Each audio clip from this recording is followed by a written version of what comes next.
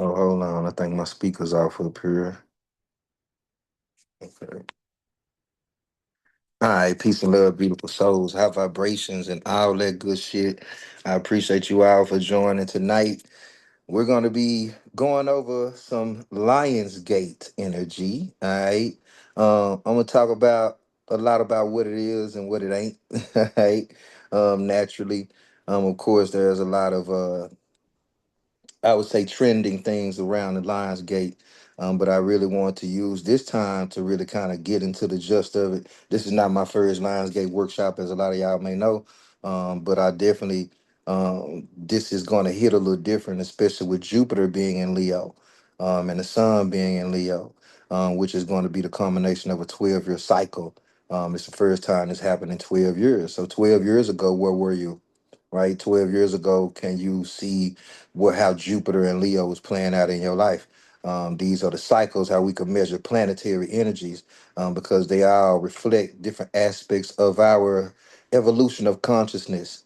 All right. So I'm gonna kind of talk about it a little bit. I'll break down some history behind the Lions Gate, even to give you some actual places that actually have harnessed this energy over time. There are certain temples that exist right now that are literally designed to harness the Lion's Gate's energy. Even when you deal with the Sphinx that is in Egypt, or what we know as Egypt, but is the ancient land of Kemet. That energy is the Sphinx is the head of Virgo and the body is Leo, right? So the animalistic nature of us, that lion part of us, that a part of us that can be ferocious, that can survive with the pack, that part of us that got our pride. You know what I mean? So how have you grown within the pride? Have your pride changed? And then we got the North Node and Aquarius bringing in your peers and your groups. Like, so the embodiment of that, and I'll get to that when I get to the title of the workshop. But you're gonna, I hope I give you a different perspective, right, of what Leo could mean for you in your life. And of course, I have a Lionsgate portal reading that is $111. And that is going to look at what Leo and also Aquarius means in your chart and in your life. What does the Lionsgate mean for you as an individual? And we're going to get a lot into what it means as an individual, as the collective, but also how can you get amongst the collective but not lose yourself, not lose your heart, not deal with burnout, not deal with, the natural things that come with taking on people and they shit. You know what I'm saying? So it's gonna be a heart-centered tonight. It's gonna be a heart-centered night as we enter into 8-8. And I'll tell you about, actually, the Lionsgate portal has already started. 8-8 is just a number, just a date. All right. Very reflective, not to discount numerology, but when you truly get off into the understanding of where I'm gonna take you with this, you'll see what I mean. All right. So I appreciate you all for your time, your energy. If y'all, it's still not too late. If y'all can feel free to definitely share the link if you want to. I don't have a problem with that. We'll get some more people up in here. We'll probably be in here about an hour and a half or so. All right. So let me start sharing my screen here so I can get to this PDF. And also, if you want the PDF, I have some I would say some things you can do. I'll kind of go over those surrounding the Lionsgate. Um, so if you want the PDF, it's $33. So you can definitely cash out me, Zelle or whatever the case may be. Inbox me if you are interested in getting this PDF. Okay. Now, now y'all see my screen? Can y'all see my screen? Yes. All right. Now, this Lionsgate portal, this is crossing the threshold between revelation and embodiment. Because by this time, we done got a lot of revelations. I mean, if you think about the book of Revelation, that shit playing out in humanity, right? If we want to go biblical with this thing. So I didn't want to get too deep, but I really want to kind of get past the surface of what this Lion Gates means, okay? So today we're going beyond the social media version of the Lionsgate portal. Okay, we tapping in, we're going a little deeper. We're not reducing this energy to one date. one manifestation list, one ritual, one magical moment at 8:08 on August the 8th. You get what I'm saying? Like, we're going to understand the Lions Gate as the season of initiation. All right. It's a period that invites us to move through an internal gateway from knowing into becoming, from hiding into visibility, from seeking validation into embodiment of authority. All right. From imagining a new life into developing the character that can sustain it. It's one thing for you to want all this shit for your life, but can you really be the person that can sustain this shit? Because you got to be careful what you wish for in this reality.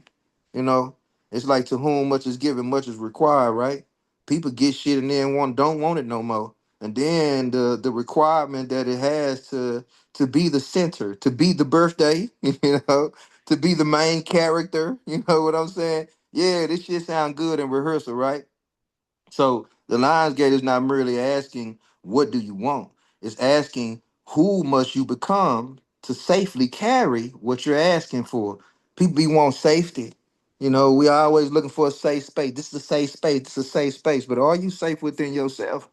Right? See, that's the real portal. You understand?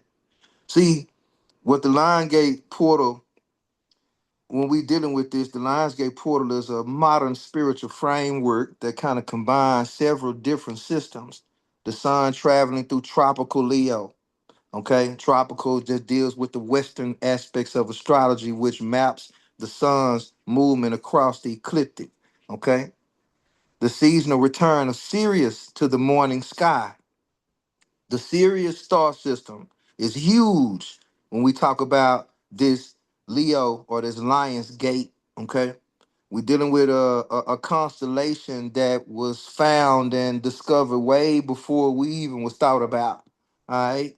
So when we get off into this seasonal aspect of late July, August, this is why we get into the dog days of summer. I kind of tap into that. But when we're dealing with this is when the Sirius star is in alignment, or the sun is in alignment with the Sirius star. So in the ancient Egyptians associated between Sirius of renewal and the Nile. So the symbolism of the lion as the guardian, the ruler, and the protector. So numerologically, the symbolism of the eight.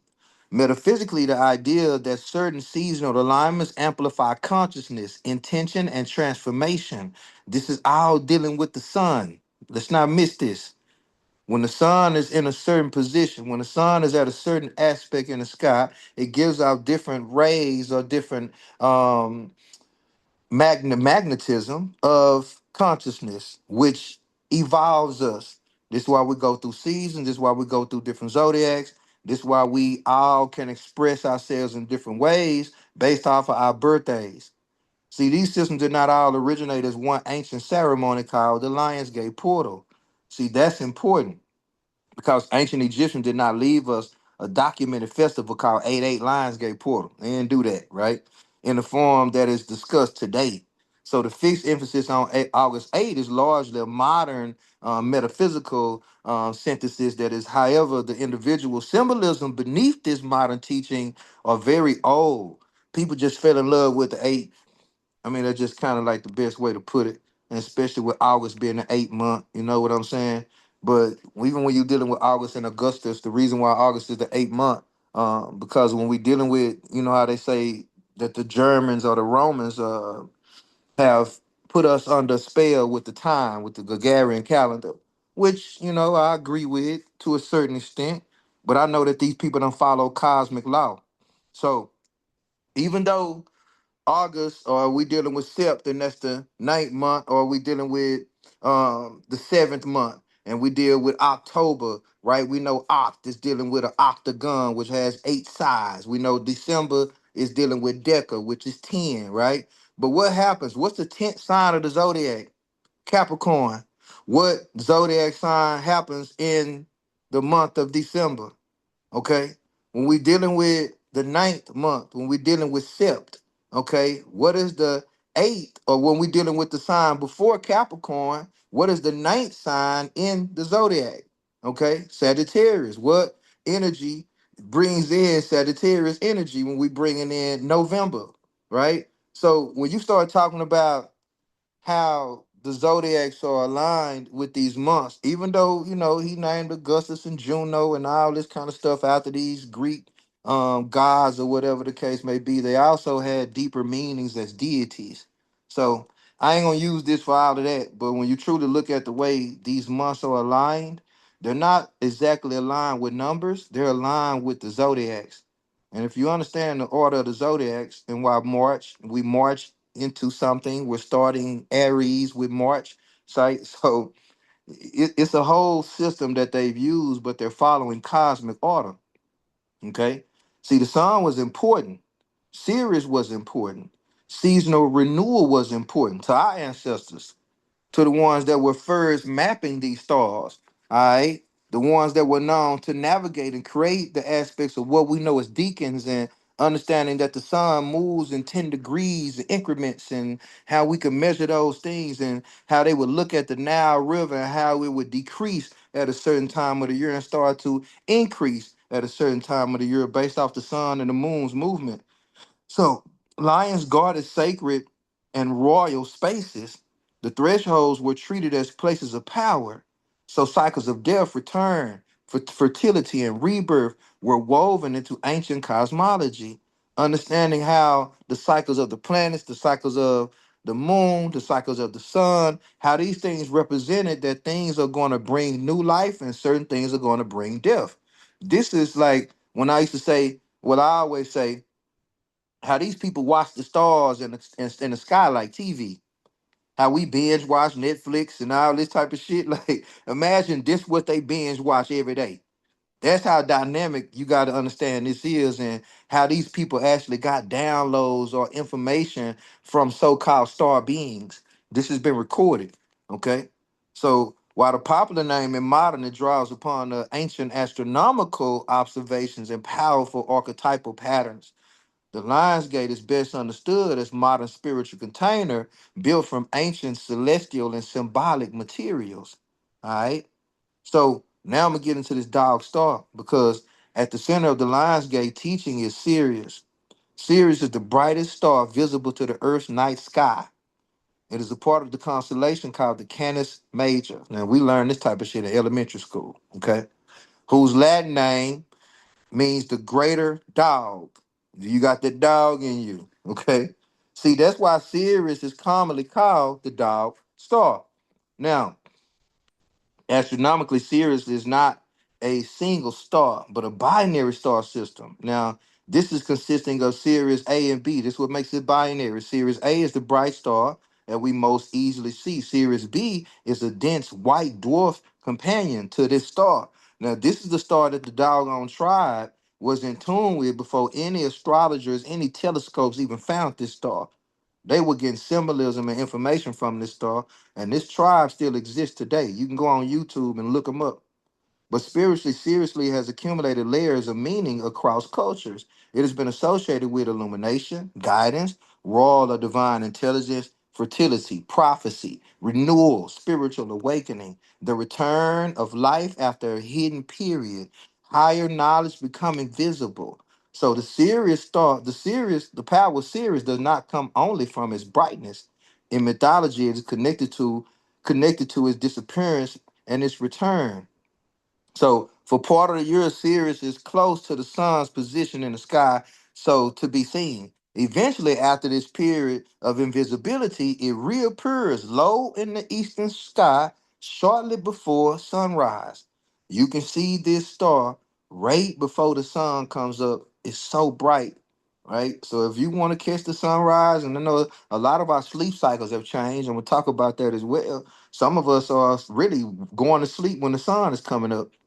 It has a lot to do with circadian rhythm, has a lot to do with the vagus nerve. It also has a lot to do with the parasympathetic and the sympathetic aspects of our nervous system, and how we can be in go mode, and then we can flip when the seasons change, and we can go into rest mode. All right. So the visible return before it's dawn is called the elliptical rising of Sirius. All right. That star has not literally died. It has been hidden by the brilliance of the sun. Then it becomes visible again. This is why Sirius is such a powerful symbol of initiation. See, There are seasons where your gift has not disappeared, it is simply hidden. There are seasons where your purpose is not gone. It is being prepared beneath the horizon. There are seasons where you are not being denied visibility. You are undergoing the internal development required to survive being seen. Sirius teaches us that the disappearance is not always death. Sometimes disappearance is gestation. Don't get this shit twisted now. In order to properly go through a feminine rebirth, everybody been talking about the feminine energy, the feminine energy. What you think the feminine energy been doing? What you think we've been going through as a collective? We've been going through a collective rebirth.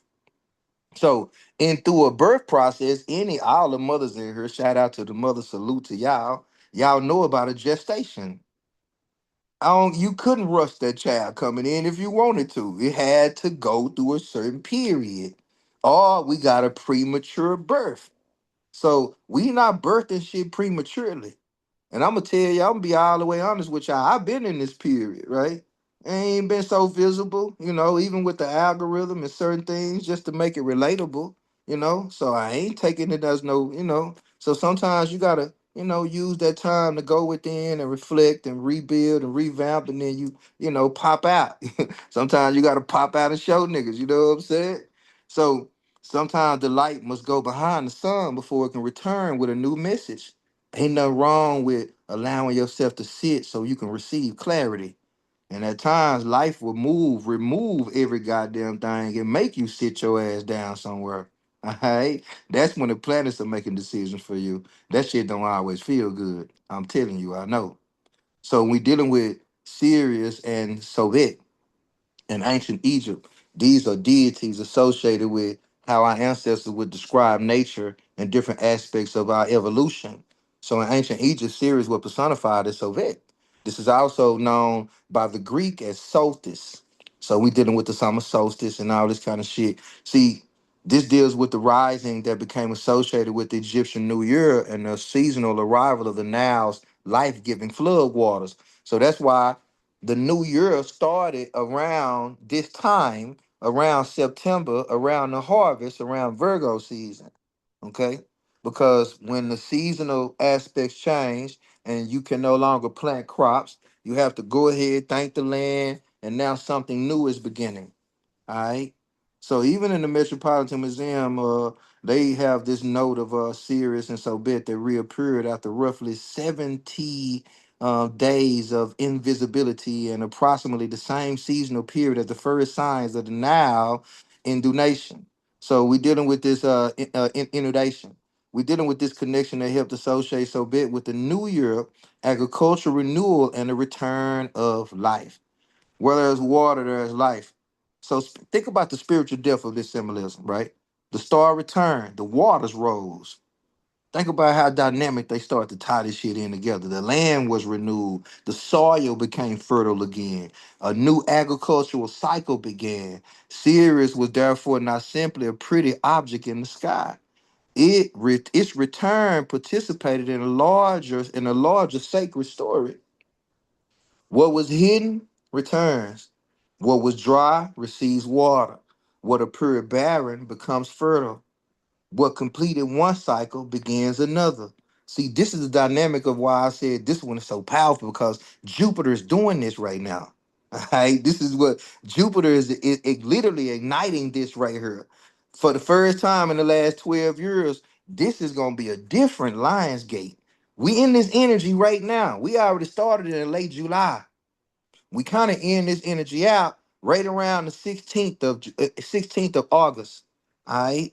So you'll start to see a lot of it's already playing out. You're gonna start to see a lot of it. I'm gonna talk about some more of it, but Sirius became connected with abundance. But abundance is in this context was not merely money falling from the heavens. Abundance was the restoration of the conditions necessary for life. Cause it's hard to create when you're drowning. It's hard to create when you locked in survival. It's hard to create when you are thinking about what you gonna eat today, what you need today. Bills need to be paid. Where have we been in society?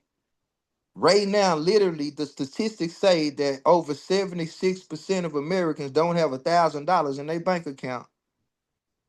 So people are out here dry. destitute. But it's also been a lot by design, not only socially, but if you can tell, cosmically. See, the Nile had to rise. See, the soil had to be replenished. The people had to prepare. The seed had to be planted. The cycle, rebirth, required both divine timing and human participation. This gives us one of the greatest line gate lessons. A cosmic opening may provide the water, but you must still prepare the motherfucking soil. You got to do the work. Your body is the soil. Your all this nervous system talk. See, all this shit that's been sounding good. Oh, the nervous system. Oh, we've been loving human design. We done fell in love with astrology. We done fell in love with numerology. But god damn it, do you got this soil right though? Cause you can't plant this shit on infertile ground. I ain't gonna go biblical with this, all right? But a portal may reveal possibility. It cannot replace preparation. Preparation got to meet the opportunity now. See, you can anything could be possible, but you ain't ready to make the possibility real. So it may awaken a vision, but it cannot substitute for the discipline. Wait a minute now, hold on. So we can talk all this manifestation talk, but if we ain't ready to do the work and be that, become that, embody that, be aligned with that, see, it may open a door, but it cannot make you walk through it. It's like leading a horse to water, but you can't make them drink. See, that's why I say this shit sound good in rehearsal. See, Sirius, Osiris, Isis, the Greek names, of course, and the renewal and the mastery of this over time, so it became closely associated with Isis. Because this is why Isis is called the goddess of 10,000 names. All the feminine deities are a deviation of Isis, and basically Isis represents the aspects of resilience, the feminine, the number nine. Sisa, the Egyptian personification of Orion, was associated with Osiris. See, we dealing with star systems that they made as above, so below. While so big, right? Or solstice became linked with Isis. Their celestial relationship reflected these themes of death, divine union, and resurrection and renewal. Remember, we talking about Isis putting Osar or Osiris back together with 14, with only 13 pieces of him, right? She couldn't find his phallus. Actually, she didn't need it. See, this is what Immaculate Conception, this is one of the oldest stories of the Immaculate Conception. I'm just giving y'all the components to it and how it represents or how it reflects this Lionsgate energy. Because within a spiritual mythology, Osiris Asar represents a consciousness that is fragmented, dismembered, and then reassembled. How scattered, say, man, yeah, come on, man. How scattered is people right now out here, drowning in information while they starving for wisdom? How many people are so lost to where you can't even hear yourself think? And now I've been saying that people are finally, for the first time in humanity, people are left to think for their motherfucking self. Now that's something divine, but it can also be scary for people who've been relying on systems, being told what to do, how to do it. Why you think people love mimicking shit? Why you think the black sheep are so awakened now? The sheep mentality, the herd mentality. People are breaking that shit, and some people don't even want to break it. They want to stay in it. They ain't trying to break out of it. They want a shepherd. They need Jesus. They need Hey now. So when we talk about the spiritual mythology that represents this consciousness that has been fragmented and dismembered and then reassembled, who dismembered it? See, Isis, as I said, represents the intelligence, devotion, and magical capacity required to gather the scattered pieces, the feminine quality that you need to feel some shit. See, it's one thing for this shit to live in your head. You cannot outthink your mind. You can't do it. Something will require you to feel and sit with the thought to the to the point to where the emotion becomes so immense to where the thought has to become aligned with this is what I'm feeling right now. This creates vulnerability. See, you see how it's a consequence of some shit. See, Horus Heru represents what is born from their restoration, the new aspects of my perspective, my consciousness. How do I see things now? See, when we apply this to the line gate, this become a powerful inner teaching. If you really see this shit, you cannot enter your next season while remaining divided against yourself. It ain't gonna work. Saying yes with your lips and no with your heart. See, you must gather the pieces of your power that were scattered through trauma, shame, rejection, people pleasing, betrayal, survival, fear of visibility, fear of responsibility, fear of your own intensity. I don't want to be doing too much. You know what? I don't want to say too much. Yeah, all right. Fear of outgrowing familiar relationships, not knowing when to walk away. See, the Lion Gate asks, where have you been dismembered psychologically? These are internal questions. Where did you leave pieces of yourself in past relationships? Where did you abandon your voice to remain accepted? Where did you trade authenticity for belonging? See, this the inner child shit right here. See, this that Chiron that returned to Taurus. This is Uranus and Gemini, which deals with the first 13 years of your life. You gotta awaken from that shit. Or you still reacting from that same nervous system you had, and you think that you grown now. Your inner child still want to hug, still might want to go to the park and swing and walk barefoot and not give a fuck and want to use your imagination. Who robbed you of your joy? Who dismembered you psychologically? What did it? We can blame it, but at the root of it, you are responsible for how you deal with this shit in this life.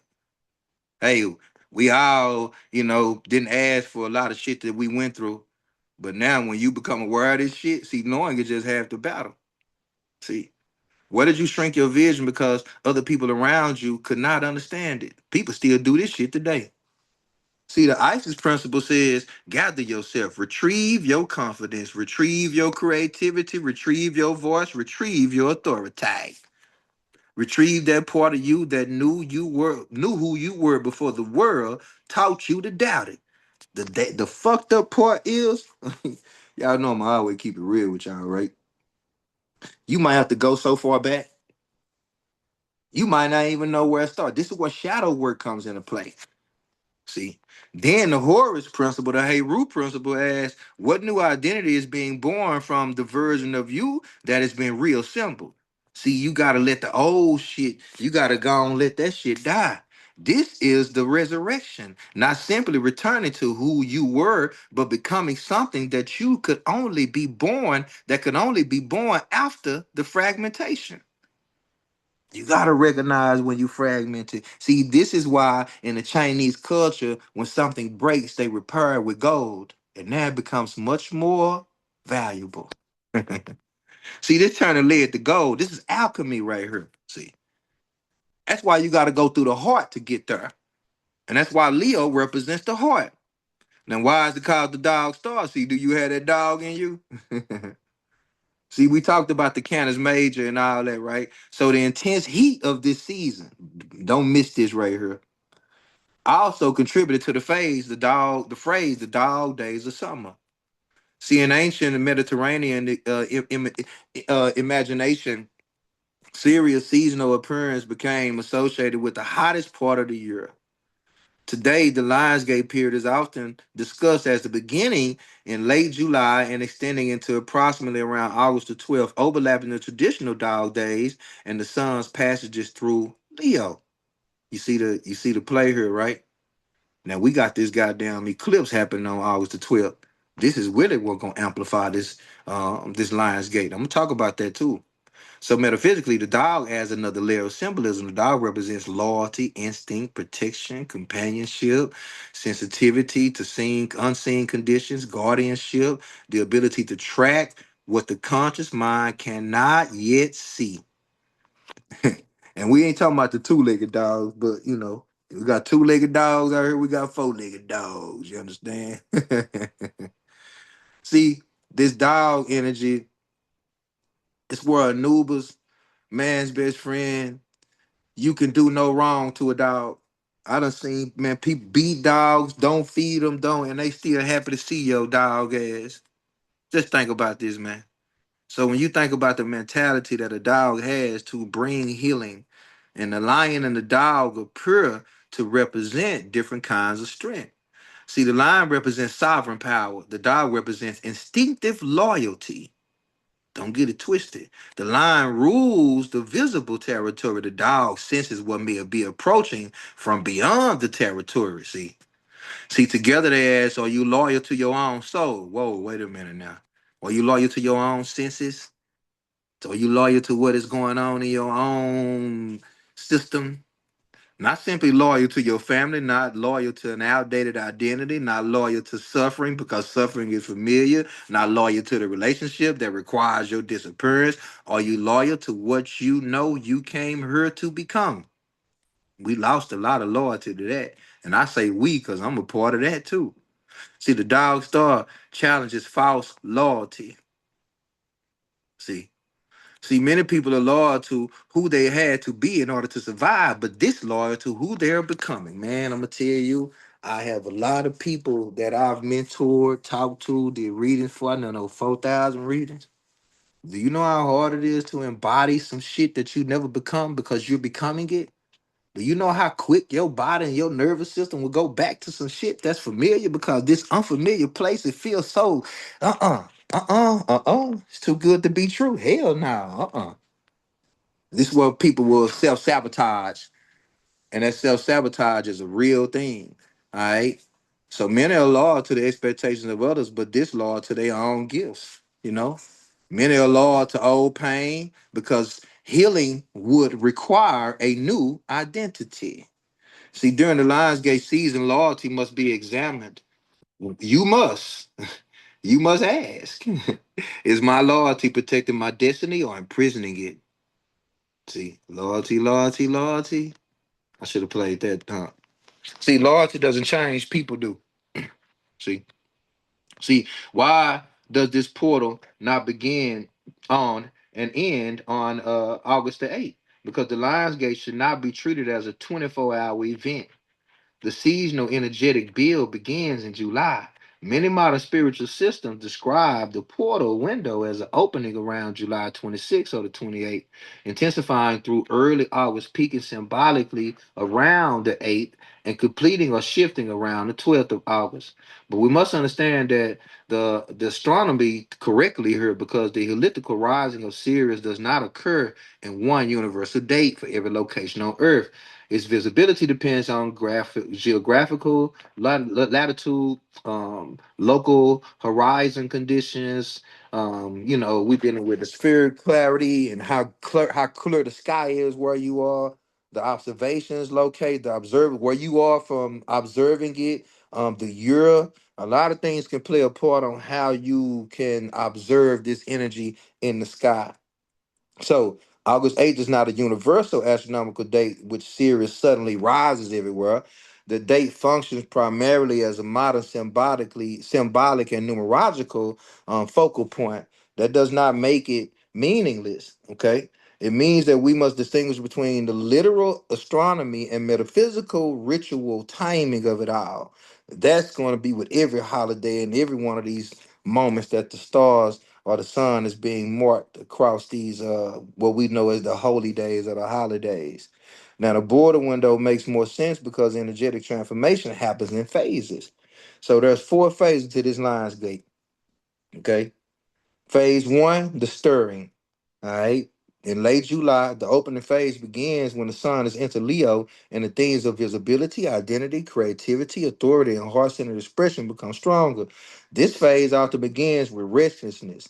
You could feel dissatisfied with your current expression, more aware of where you have been hiding, called to create something, frustrated by lack of recognition, sensitive to being ignored or misunderstood, ready to leave a version of yourself behind, more conscious of your gifts, unwilling to continue performing smallness. Remember, I talked about this in my new moon workshop, all right, that we had not too long ago.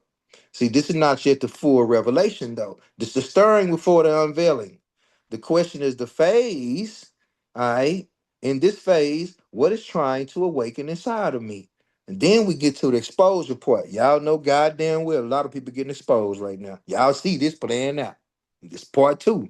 So, all right. So early August, as the energy builds, the portal begins exposing the gap between who you claim to be and how you actually live your life. This is gonna be with everybody. Just pay attention to what's going on in social media and with certain people that are being exposed right now. This is where the Lionsgate becomes uncomfortable for a lot of people. Leo season, too much drama, too much shit, People don't want to be the center of attention. Don't talk. I don't want everybody in my business. So hey, this how this shit go during Leo season. So before expansion, contradiction is revealed. You can't expand shit in contradiction. It ain't gonna happen. All right.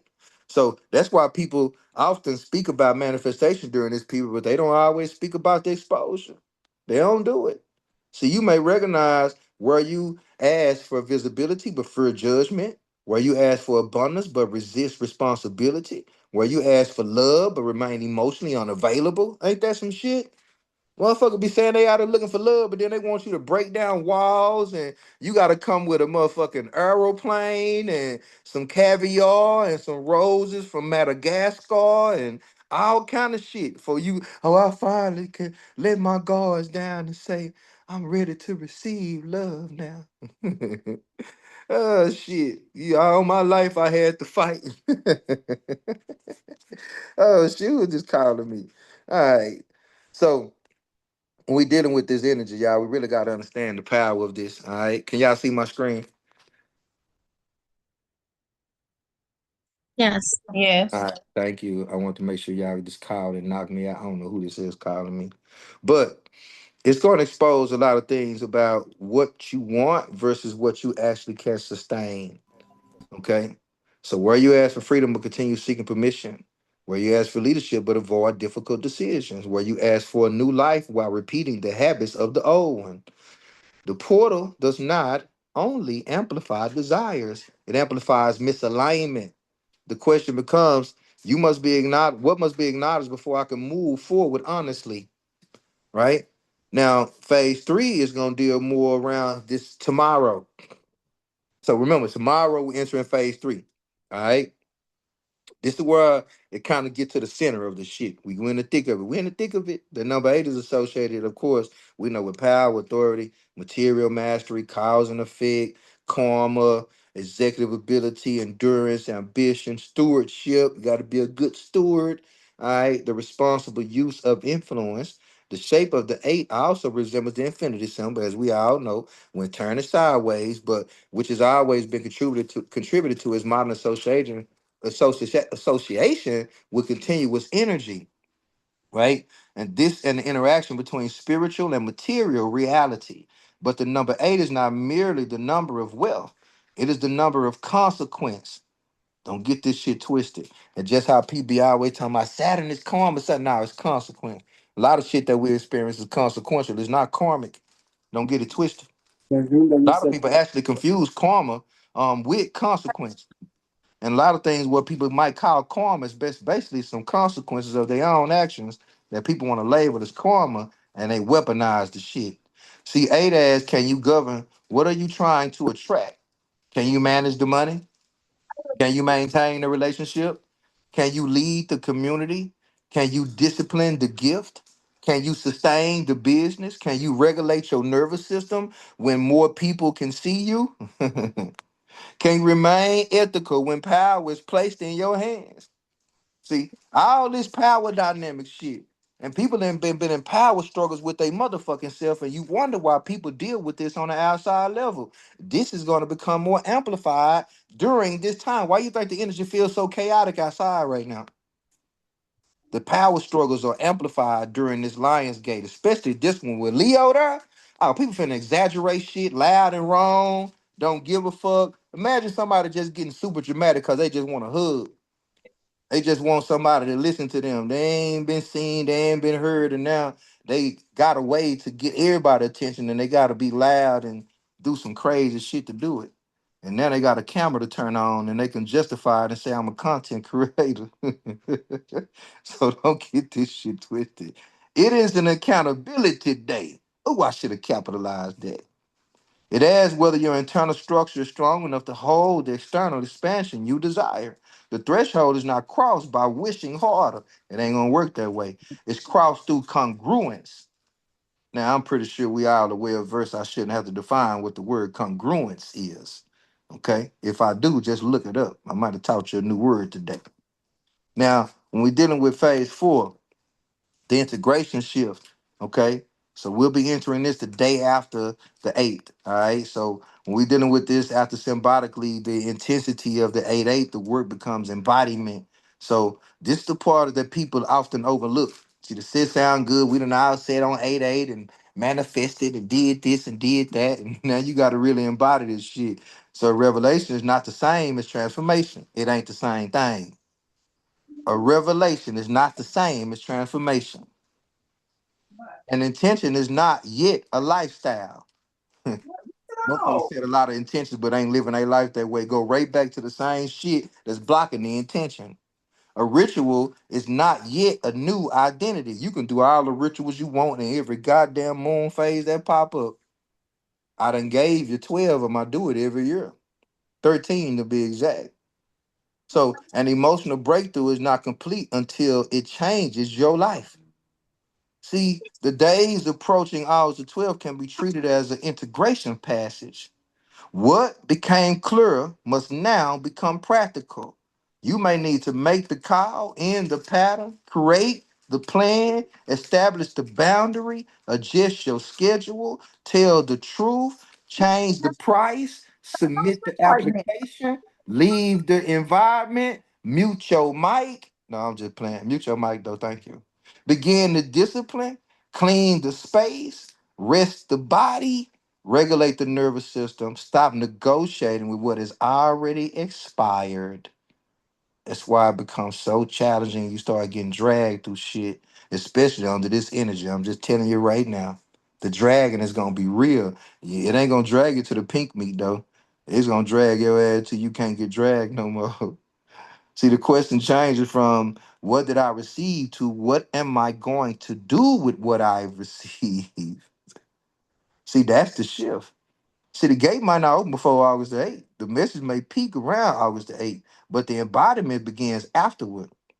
So Leo season in the heart, the Lion's Gate unfolds while tropical sun is moving through Leo. See, Leo is ruled by the sun. The sun symbolizes identity, vitality, consciousness, purpose, creative intelligence, life force, authority, visibility, and the organization center of the organizing center of the self. Just as the physical sun is the center to our solar system, the astrological sun represents the center around which the personality organizes itself. Your sun sign is around what your personality organizes itself. That's why we love our sun sign so much. All these planets, all these things are going to organize itself around that personality trait. Leo, this is what happens when we go through transits. You might not be a Leo. You don't have to be a Leo. But during Leo season, you're going to experience Leo shit. What happens is the only way you're going to actually know how Leo shit is playing out in your life, you have to know what planet is with Leo in your life, what house Leo is in. You got 12 houses. It's just like when the Bible say in this house, there's many mansions. You got many mansions in your psychology, in your makeup, in your birth chart. Within those many mansions, the energy of Leo exists.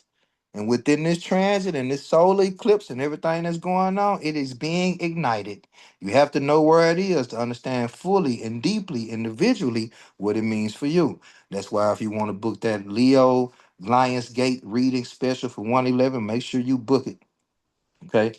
So Leo asks, what is the center of your life? This is just general.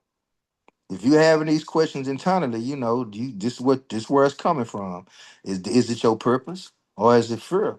Is it truth or is it public opinion? Is it creativity or is it comparison? Is it your soul or is it the need to be approved?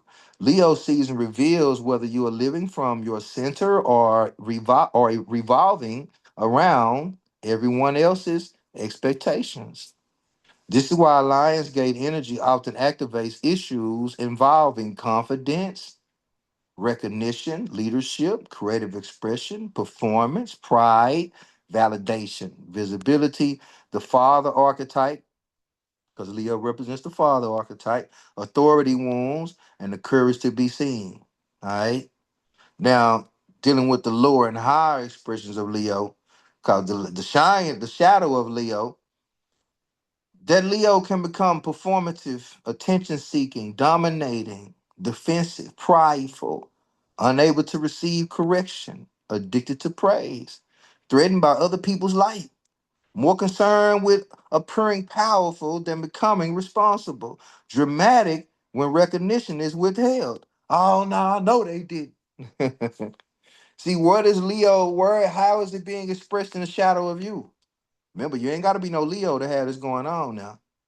Now, the shadow lion roars because it's afraid no one will notice. It's just like that lion come out there with no pride. Motherfucker still hungry. He don't think nobody gonna notice in the jungle. He come out there, "Rawr, I'm still a lion." That motherfucker hoping he gonna eat today, right? See, it performs confidence because it does not yet possess inner certainty. It's what young cubs go through. The little symbols out there, okay? It demands loyalty while failing to lead with integrity. It confuses being visible with being valuable. Boy, say, if you, boy, I goddamn me say, look at him.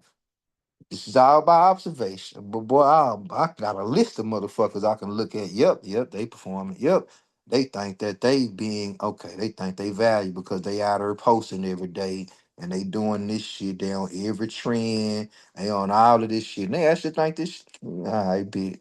See, I'm just being real. You know, we all human. So you know, hey.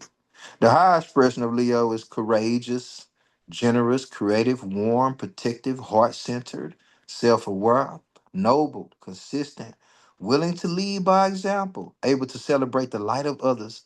The sovereign lion does not need to dominate the room, baby. Its presence organizes the room. Hold the fuck on now. Wait a minute. Whoa. How somebody presence gonna organize the room? See? Cause the motherfucker know they're amongst greatness. I spoke to all the Leos right there. You understand? You gotta know you're amongst greatness, man. When you amongst greatness, everything, everybody shift, everybody change when they know they're amongst some motherfuckers who know they shit, know what they talking about, motherfuckers who take up space. You ain't gotta say a word. You walk in the room, you take up space. Everybody go to shifting and shit. Oh, they here. You see them, they came. It happens all the time. It does not demand attention. Its authenticity naturally creates attention. It does not silence others to feel powerful. It creates an environment in which others can safely discover their own power. That is the difference between performance and presence. Only you can determine which one you bring, performance or presence. The Lionsgate asks us to move from the shadow lion into the sovereign lion. All right. The heart as the gate.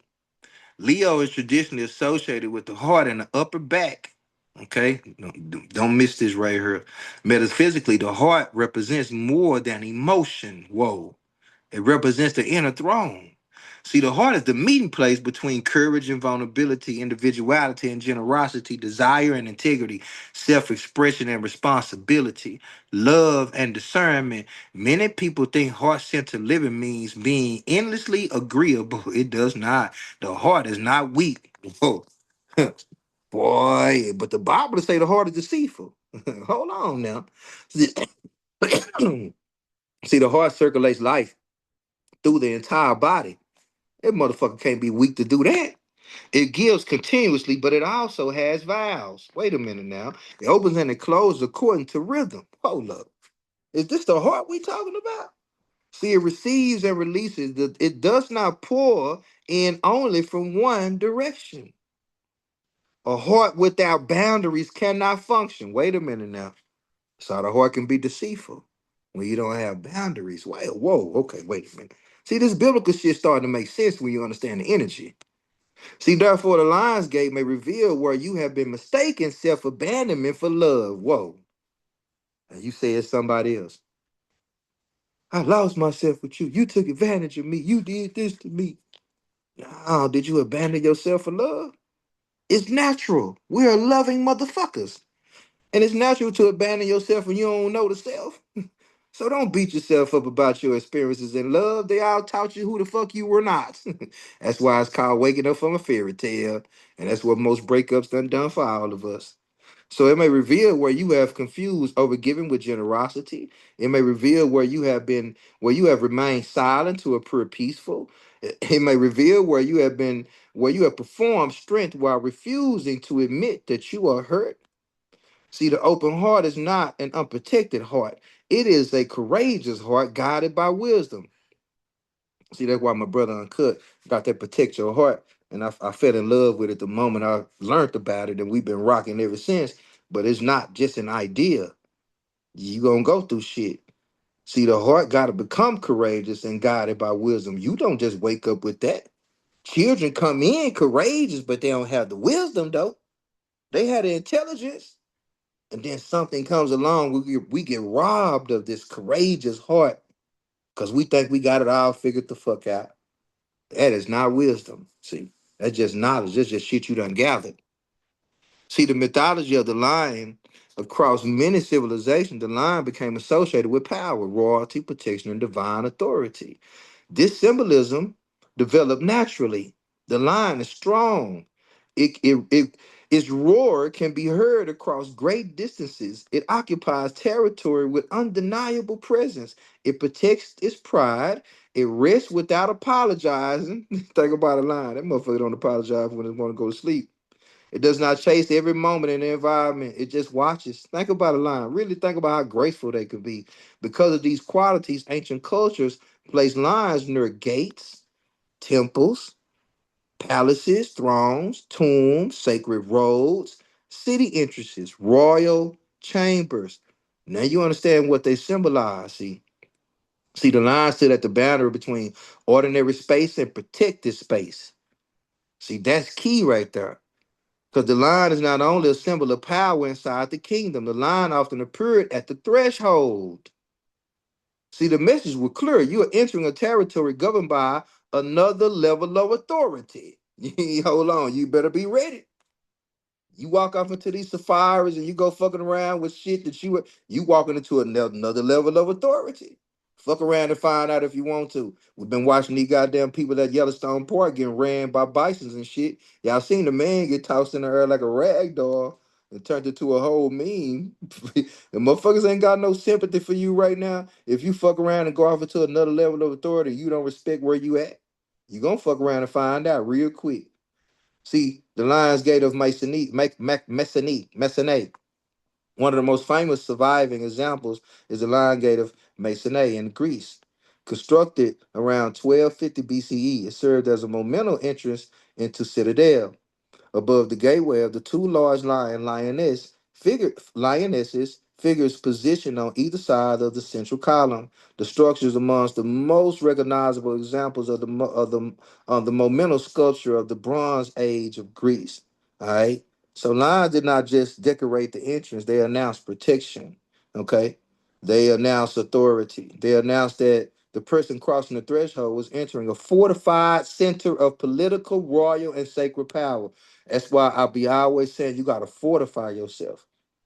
Put on the arm of God, the Lord. See, the lion stood above the human traveler. Symbolically, the instinctive animal force had been elevated into guardianship. This is important for our spiritual work. Your primal energy is not meant to be destroyed. The ego is not meant to be destroyed. And we always associate Leo with the ego. It's meant to be trained into guardianship. Your angel can guard a boundary. Your anger can guard a boundary. Your passion can protect a vision. Your pride can preserve dignity. Your voice can defend truth. Your instincts can warn you when something is not aligned. The problem is not that you possess animal power. The question is whether the power serves your throne or attacks your kingdom. A lot of time we get so caught up in the survival to where the power that can allow you to sit on your throne literally can break down your whole kingdom. Self-created shit. Self-sabotage. I know we all done seen people here. We all done probably been in positions of power when we fucked it up because our own bullshit. And you wondering how your own power, your own lack of authority over it can serve against you. We watch this happen when people fall from positions of power? So your own bullshit can bring your own kingdom down. We see it all the time, right? See, at the line gate of your own consciousness, two forces must stand guard: discernment and discipline. Discernment decides what may enter, discipline determines what may remain. They cannot exist without the other. And without discernment, you will never cultivate discipline. And without discipline and without discernment, your discipline will suffer. So the Lions Gate of Hattusha, this is like the capital of the ancient Hittite Empire that possessed, this is in Turkey. All right, another monumental Lions Gate guarded entrance into a fortified city. All right, so it's just in UNESCO. This is one of these places where they utilize the Royal Gates and the Sphinx Gate.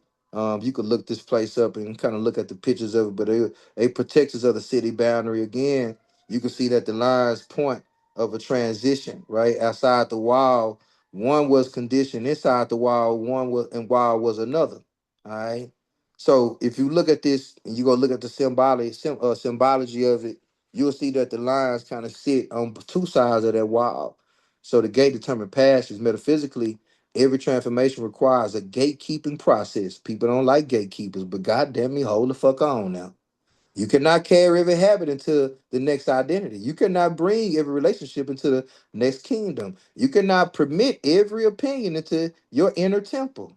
You cannot expose every dream to people who have not demonstrated the capacity to honor it. You cannot ask for a sacred life while leaving every entrance unguarded. It ain't gonna happen. See, the Lion Gate teaches energetic sovereignty, not isolation, not paranoia, not superiority. Sovereignty, the right to determine what has access to your body, time, home, creativity, spirit, and future. Don't gatekeep that shit and see what happens. A lot of you already ain't been gatekeeping some of it in there. That's why we got to go through all the healing. That's why we done been through trauma, shame, all of this shit. You ain't gatekeeping the right shit. So ain't nothing wrong with little gatekeeping, especially when it supports your sovereignty. All right. So with this, a lot of this, I wanted to kind of literally show how you can literally go look up a lot of these. I want to cite some of the places that I actually pulled from with these Mesopotamian traditions. A lot of things associated with the deities such as Ishtar, Inanna. Ishtar was frequently represented by the lions and also was connected to the eight-pointed star. Okay.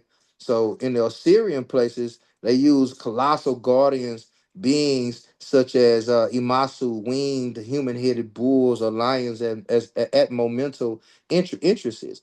So the lion figures are also guarded temples and sacred spaces and places in the Near East. See a copper alloy lion head temple from the temple of near the Gushak is also at a Tel Aviv is also where you may also have served a guardian function near the entrance, so they used one of these to serve as a guardian at the entrance of this temple. So, as the later Eastern Asian traditions, per guardian line figures were also placed near entrances to protect buildings and repel harmful influences. So, this is where you get gargoyles and why they would even use these things to repel energy, all right, away from this. And you can go look this up. I didn't make this up. You can go look it up in the World History Encyclopedia. They literally tell you about this kind of stuff. See, this for the people who be like, I don't where you get. See, sometimes you gotta let people know that you do fact check shit yourself. Okay.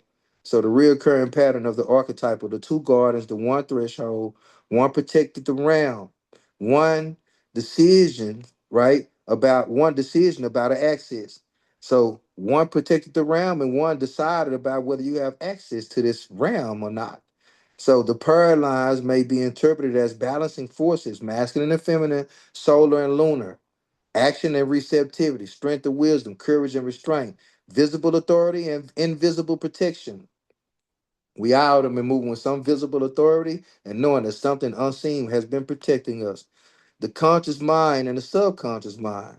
See, the gate requires two pillars because transformation requires balance. Power without wisdom becomes destruction. Wisdom without action becomes stagnation. Confidence without humility becomes arrogance. Humility without confidence becomes self erasure. Love without boundaries becomes depletion. Boundaries without love become isolation. The two lions remind us that the gate opens through integration. Integration, not some simple shit of me just doing it from a one-sided place. Something has to be integrated, the spirit and the flesh. See, this is why segment is so dynamic when it comes to this. Because the solar lioness, okay, in Egyptian mythology, one of the most important lioness deities is Sekhmet. Sekhmet represents solar force. See, a lot of people don't understand how Sekhmet is connected to Leo. All right. You can't have one without the other. The feminine principle. She sees the solar force, the protection.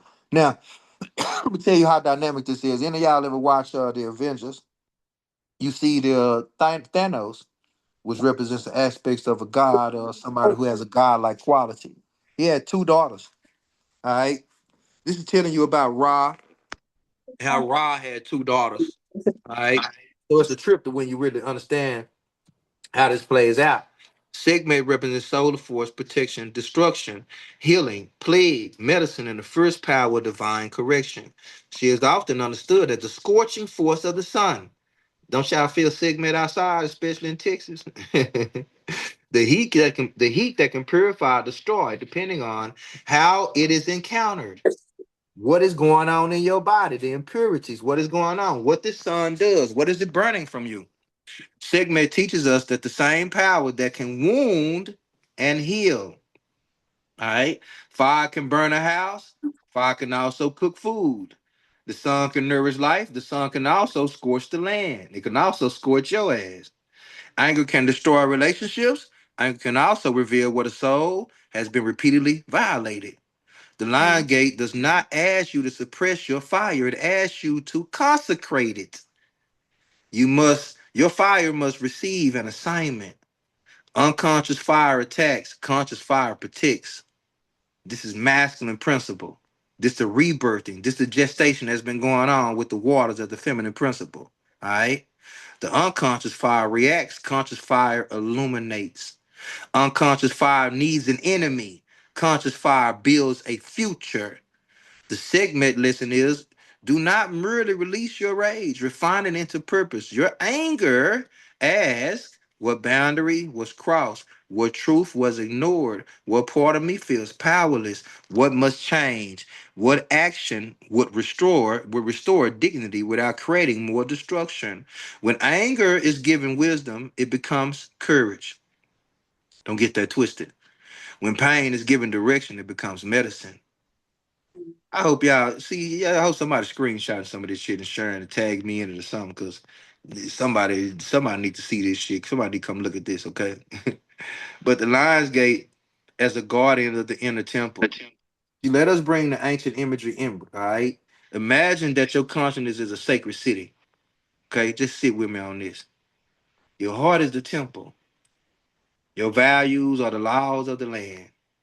Your nervous system is the city wall. You sit in the middle right here, right? Your heart is the temple. Sit in the temple. Your values and the things that you hold true to you are the laws of your land. Your nervous system is the city wall that start to protect you, right?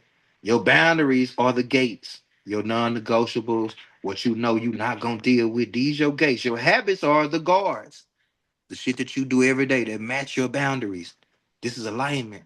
Your attention is the kingdom's currency. You don't put your attention into bullshit. You only focus it in the things that you know are helping you grow and things that you know deserve your time and energy. Your purpose is the throne. You stand on that. You sit on that. Now ask yourself, who has been allowed through the gate? God damn. Now we gotta sit with some shit. See? What thoughts have entered? What thoughts have you been entertaining without inspection? What have you just allowed to just pop up? You ain't questioned this shit. You don't know where it came from. You just start thinking about it and adapting to the thought form, the waves of it. You ain't questioning the who, where I get this, with this on TV, Instagram. Did I get an Instagram with this Facebook? Where the fuck I get this from? Right? See, what habits have been stealing resources from the kingdom? God damn it, what are you doing that is not feeding the shit that you know that is gonna keep you on the throne? All the bad habits that you label as bad, when it's probably just a habit. But in actuality, it's taken from the overall things that you know you need to be doing with your life. What fears have been sitting on the throne? What past experiences have been governing the present? How is your nervous system governing your experiences? Or are you doing it? What internal voices have been pretending to be divine authority? God damn. Can't keep performing in this place. See, the Lions Gate is not something in the sky. Not only something in the sky, it is the moment you decide that not everything deserves access to you. The gate is your standard, the lion is your courage, the throne is your center, the kingdom is your life. You only got one, baby. YOLO. You better act like it. You here one day and then you gone. See, the numerology of the eight carries complex frequency. We already know authority, achievement, organization, material shit, financial intelligence, executive power, cause and effect. See, eight brings spirit into matter. See, this is what a lot of people don't. Without eight, we don't bring seven to nine. We're not able to finish the sequence. We got to create the flesh. The flesh is what makes everything possible. See, when we bring spirit into matter, we're experiencing things from the materialistic realm. Hence why I tell people the material or the mundane is the highest form of the spiritual. Because everything unseen manifests on this plane. It don't get no higher than that. People want to get higher than that. You got to die to do that. Because you damn sure ain't going to meditate long enough to do it. So you're gonna have to lose your discernment in your body to be able to navigate in all this shit you be thinking about that exists in all these philosophical ass spaces. Motherfuckers done fell in love with everything except being human around this motherfucker. See, see, it asks whether an idea can become structure. It asks whether inspiration can become a system. It asks whether talent can become mastery. It asks whether power can remain ethical. Eight is often associated or celebrated as a money number, but money is only one expression of its lesson. Eight governs circulation, energy moves, resource move, power moves, consequences return. What you send into a system eventually affects the system that supports you. The eight, the higher understanding is reciprocity. See, people associate with that with Taurus, but reciprocity is the highest form of an earth sign. See, the shadow eight seeks control. The higher eight creates order. The shadow eight dominates. The higher eight manages resources responsibly. The shadow eight hoards, exploits, and manipulates. The higher eight builds legacy. The shadow eight builds an empire with no soul. See, Mhm. that's why the shit gonna crumble. Therefore, 8-8 asks what kind of power are you requesting? Power to serve. See, people asking the universe, but what kind of power you want? See, you want some power to serve, power to impress, power to control, power to create, power to heal, power to escape your insecurity, power to fulfill your assignment. Your intention matters because manifestation magnifies the consciousness directing it. So imagine somebody say, I just want the power, but this motherfucker ain't healed. What you think is gonna result in? Somebody want the power, but they still love validation. What you think is gonna result in? Hmm. Want the power to lead, but they ain't dealt with a unwillingness to take on correction. It's a tyrant in the making. See the life lessons of the Lions Gate. Lesson one is gonna be visibility requires nervous system capacity. Don't get this twisted, y'all. Because many people say they want to be seen. But visibility activates old wounds. Being seen can awaken memories, being judged, being mocked, being rejected, being punished for standing out, being told you were too loud, being told you thought too highly of yourself. You can't even have enough confidence. Boy, you walk around with enough, motherfuckers do everything to try to deflate you out here in this reality. Being betrayed after becoming valuable or vulnerable. Go first now. See, To go being targeted because of your go smell gifts. crabs. See, therefore, I'm the not. issue You go may smell not your. be the lack. Can you I don't mute your want to mic smell. for me, please? Thank you. Oh, that's nasty. Therefore, the issue may So not be a lack of talent. See, it may be that your nervous system associates visibility with danger. The Lion Gate asks you to expand your capacity to I'm be. using my stuff right now. Goodbye. not by forcing yourself into performance, but by creating safety inside your own body. See, you must learn to breathe while being observed. See, this is how you use regulation shit. To speak without over explaining, to receive praise without deflecting it, to receive criticism without collapsing, to remain centered without when you're misunderstood. Even though somebody misunderstands you, you ain't gotta move off your square. See, to share your gift without begging for validation, to let your work be visible before it feels perfect. See, your next level may not require a louder voice, it may require a safer body. And then we're going to build confidence, right? See, confidence is built through self trust. The more you trust, anytime people lack confidence, I already know you don't trust yourself enough. That's just all it is. That's why we seek inspiration. Now we need motivation. See, confidence is not pretending that you will never fail. Confidence is knowing that you will not abandon yourself when something goes wrong. God damn it. Can I get a amen, a ashe, a Buddha, or something in this motherfucker? See, Amen. self-trust is created when your actions become evidence. Every time you honor a boundary, you build self-trust. Every time you keep a promise to yourself, you build self-trust. Every time you tell the truth instead of performing, guess what? You build self-trust. We seeing a theme here. Every time you recover from disappointment, you build self-trust. The line does not become sovereign through affirmation alone. You can affirm a lot of shit and don't never embody it. It becomes sovereign through repeated evidence that it can govern its territory. Why you think a lion can get ran out from his territory and get his whole pride took? You ain't have it in you. See, your gift requires structure. Sirius may illuminate and Leo may inspire. Eight may organize. A gift without structure becomes inconsistent. A vision without a plan becomes a fantasy. A calling without discipline becomes frustration. The portal may give you the idea, but your routine must give the idea a destination. See, now you creating shit. Now you're co-creating. See, what schedule would support this? What skill must I develop? What resource do I need? What must I stop doing? Simple shit. What system would make consistency easier? What does this dream require every week? What responsibility comes with this opportunity? Manifestation without management creates chaos. See, stop confusing attention with alignment. When this reality that we live in now, this is easily, I'm talking about, you can easily slip off into this shit right here. You get all the likes, you get the, oh, I'm fine. Listen, see the algorithm, I'm good. It's on now, you know.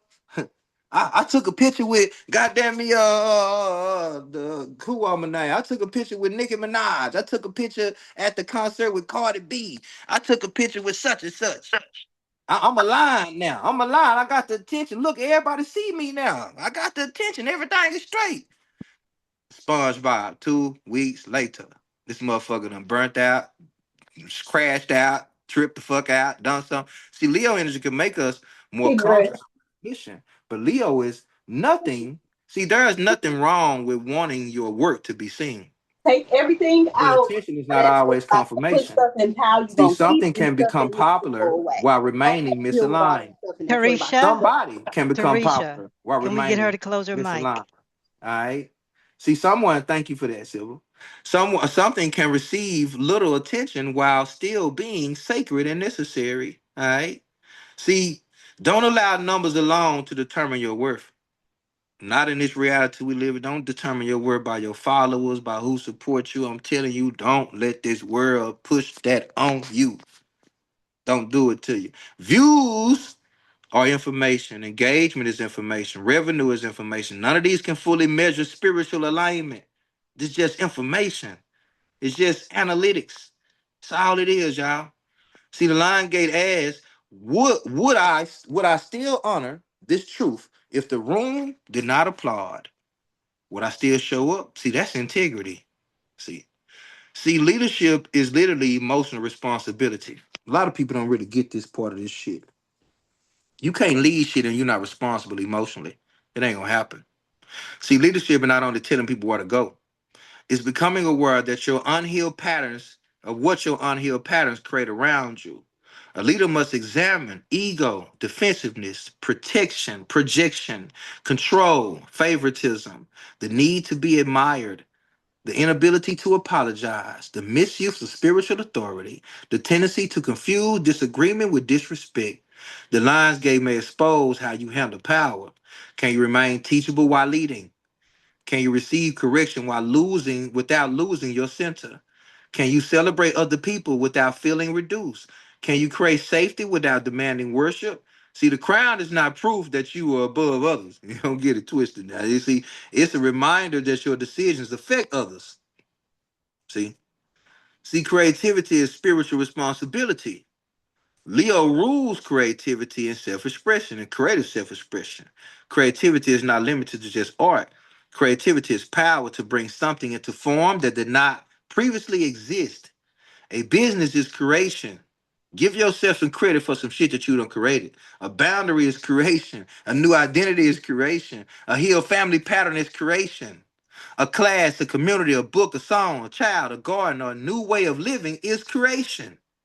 Your creativity is one of the ways life continues through you.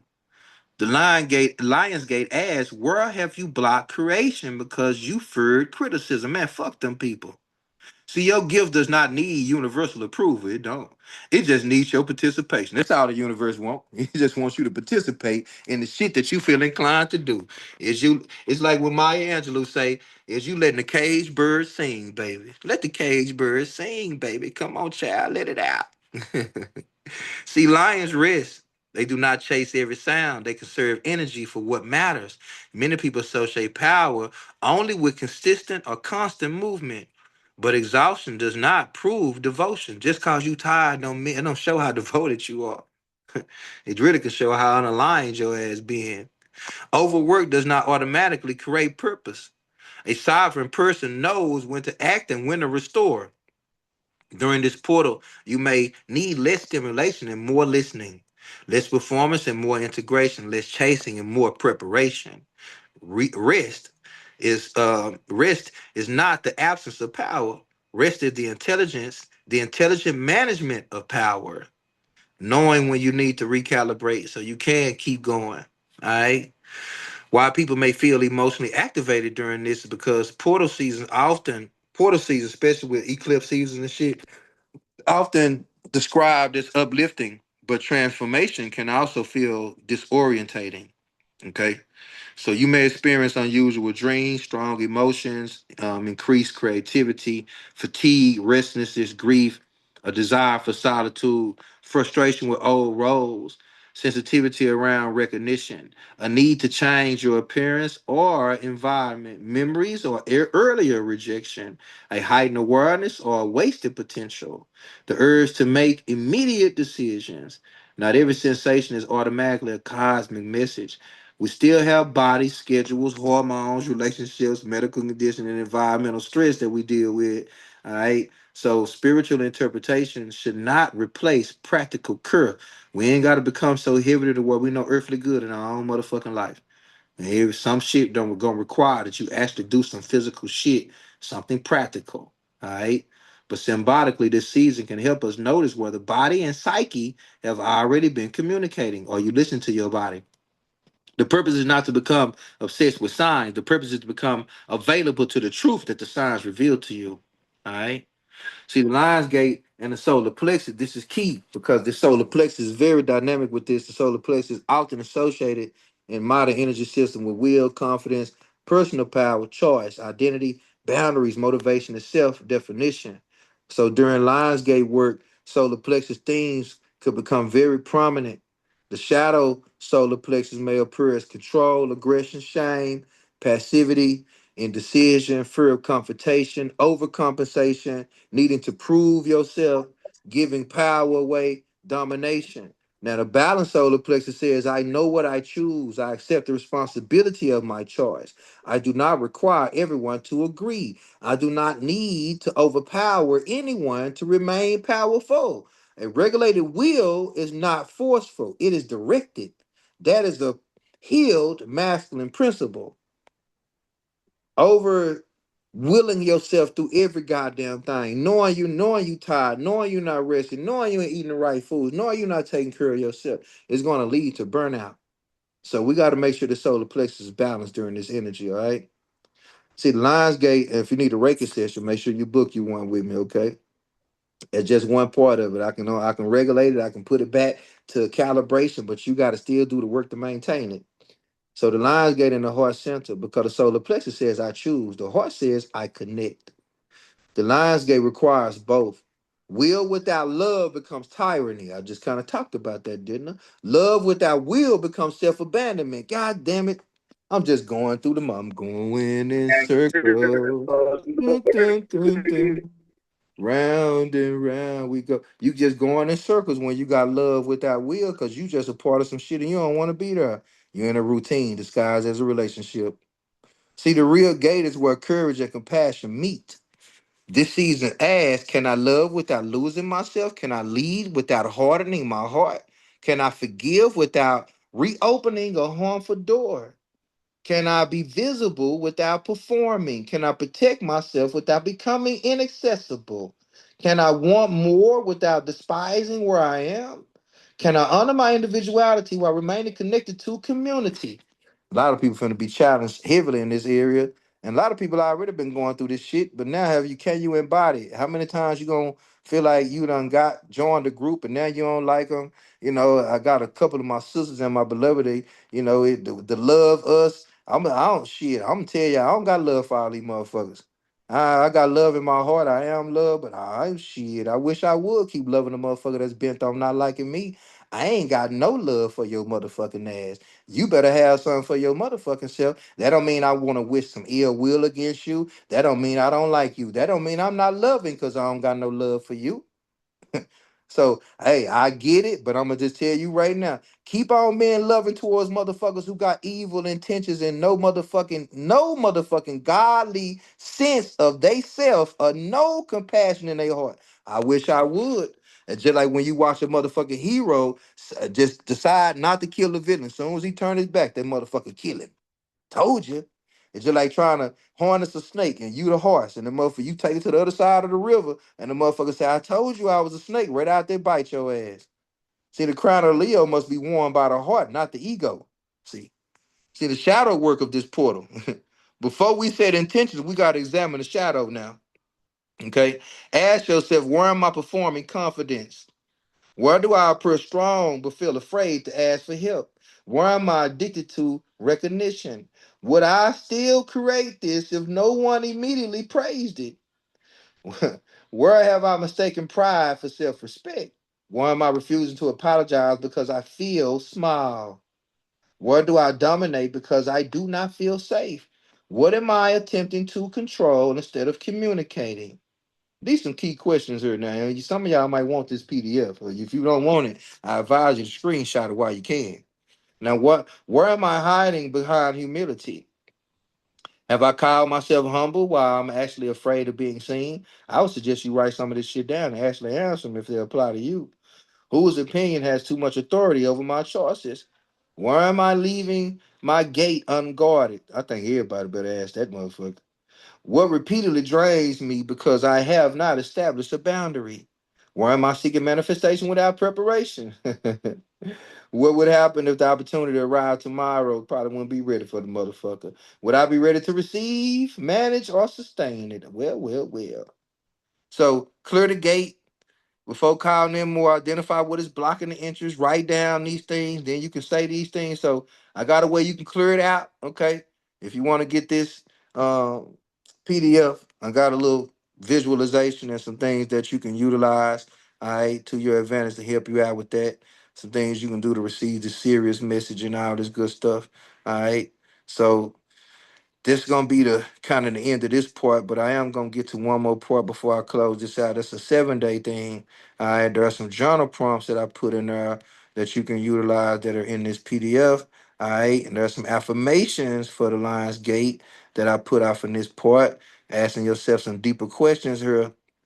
Okay, but this shift, what the shift around August the 12th represents, because approximately on August the 12th, the symbolic portal window begins to close. The change tone in many modern metaphysical teachings, all right. But a closing gate does not mean the energy disappears. It means the initiation is moving from revelation to a lived reality. So make sure you take advantage of this window. All right. The classroom changes before the shift. You know what I'm saying? The lesson may arrive through dreams, synchronicities, ideas, memories, all right, sudden clarity, creative surges. After the shift, the lesson could arrive through choices, deadlines, boundaries, habits, consequence, opportunity, responsibility, repetition. So you see the difference, being one side, being in the middle of it, and being on the other side of it. So the portal may whisper the vision. Life will test the embodiment. Therefore, do not become discouraged if everything is not resolved by August the 8th. August the 8th is not a cosmic deadline. A broader cycle gives you time to notice, clarify, decide, and integrate. This portal is not closing against you, it is moving inside you. All right. This lion gate is not asking you to become the loudest person in the room. Okay, Leos. All right. But y'all can, that's just who y'all is. But be loud. Okay. It is asking you to become centered enough that your truth no longer disappears when the room becomes uncomfortable. The lion's gate is not asking you to perform power, it's asking you to become more responsible for the power you already possess. Sirius reminds us that the light can be hidden without being extinguished. The now reminds us that renewal requires both divine timing and prepared soil. Leo reminds us that the heart must become the center. The number 8 reminds us that power carries consequence. The guardian lion reminds us that sacred territory requires protected entrances. At the gate itself reminds us that every new identity requires a threshold. You cannot remain who you were and fully enter what is calling you. Something must be released, something must be reclaimed, something must be organized, something must be protected, something must be expressed. You're not standing in this gate because you are unworthy of what is beyond it. You're standing here because the next territory requires conscious entry. The lions are not there to frighten you. They're there to ask you whether you are ready to govern what you are requesting. They ask, have you learned from the territory behind you? Will you protect what is sacred in the territory ahead? Can your heart remain open without leaving your gates unguarded? Can you receive greater visibility without returning to performance? Can you hold greater power without losing compassion? Can you turn revelation into repetition, inspiration into structure, and intention into identity? Because the renewal of the real Lionsgate is not August the 8th. The real Lionsgate is the moment you stop asking your old identity for permission to enter your new life. The real Lions Gate is the boundary you finally establish, the truth you finally speak, the work you finally honor, the gift you finally discipline, the heart you finally trust, the responsibility you finally accept, the version of yourself you finally stop hiding. This portal does not promise that everything would immediately become easy. It offers something more valuable, a moment of recognition, a moment in which you can see the gate, a moment in which you can recognize the guardian, a moment in which you can decide what remains behind, a moment in which you can choose to cross consciously. Beloved, this gate is open, but the line does not carry you through it. You must walk, and when you walk as someone who understands that your light is not only meant to be seen, it is meant to be governed, it is meant to be protected, it is meant to be embodied. It is meant to become a source of life. Welcome to the Lion's Gate. Welcome to the threshold between revelation and responsibility. Welcome to the return of your light. Welcome to the kingdom within, beautiful souls. Now, I'm going to talk about this eclipse part, all right, as I end out the workshop with this part. If y'all like that first part, put an 8 in the chat, put a fire emoji in the chat. All right, I appreciate y'all. We're going to tap into this eclipse and how this plays out, okay, and what this is distinguishing of the old sun and the birth of conscious leadership. So, the Lionsgate in 2026 is not ending quietly. It's not. The energy that began stirring late in July intensifies through August the 8th and moves towards integration around August the 12th. Is meeting a total solar eclipse in Leo. Or astronomically, this is a real total solar eclipse. The path of the totality crosses Greenland, Iceland, northern Russia, and parts of Spain, and small area of Portugal, while a partial eclipse is visible across a much wider region of the northern hemisphere. Astrologically, the eclipse occurs around 20 degrees Leo, creating a new moon reset in the sign and identity of creativity and authority and courage in the solar heart. So this will be on the new moon. A seed is being planted. This is why I have been saying that the Lions Gate is not just about August the 8th. August the 8th may serve as a symbolic threshold, but the 12th begins the deeper initiation. August the 8th, we name the vision. Okay, that's what you do tomorrow. August the 12th, the old light is interrupted. All right. The eclipse is going to ask, can the person you have been carrying that has been carrying the future that you can the person you have been carried the future you have requested? And the answer is and when the answer is no, the darkness begin removing what the old identity can no longer govern. The Lions Gate does not simply close, it becomes an eclipse. The modern Lionsgate window is commonly described as beginning late July. Remember, we talked about this when interpreting around August the 12th. So in most years, August the 12th can be treated as a point where portal's revelations begins moving into embodiment. But 2026, the shift around August the 12th is intensified by a total solar eclipse in Leo. The Lionsgate opens the conversation. The eclipse changes the assignment. Don't miss this part. Eclipses activate nodes. So if you pay attention,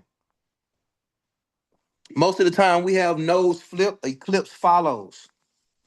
So this is going to activate this axis of Aquarius and Leo. Okay. This eclipse is going to change the assignment, baby. The Lionsgate asks you to recognize your light. The eclipse asks you whether your current identity is true expression of that light. The Lionsgate calls you towards the throne. The eclipse reveals what has been sitting on the throne in your place. Oh, you up there? See, see, the Lionsgate reveals the kingdom. The eclipse exposes whether the kingdom has already been governed by purpose or fear, authenticity or performance, creativity or comparison, integrity or approval, courage or defensiveness, heart centered leadership or wounded pride, conscious authority or unresolved insecurity. See, this is not merely a portal of receiving, it's initiation into responsible visibility. You got to be responsible with your light. The light is not disappearing because you are being punished. The old light is being interrupted so that you can recognize which parts of your identity were illuminated by truth and which parts were sustained by performance. See, what a total eclipse kind of symbolizes is a solar eclipse is during a new moon, when the moon phases passing between the earth and the sun. For a brief period, the visible light of the sun is obscured.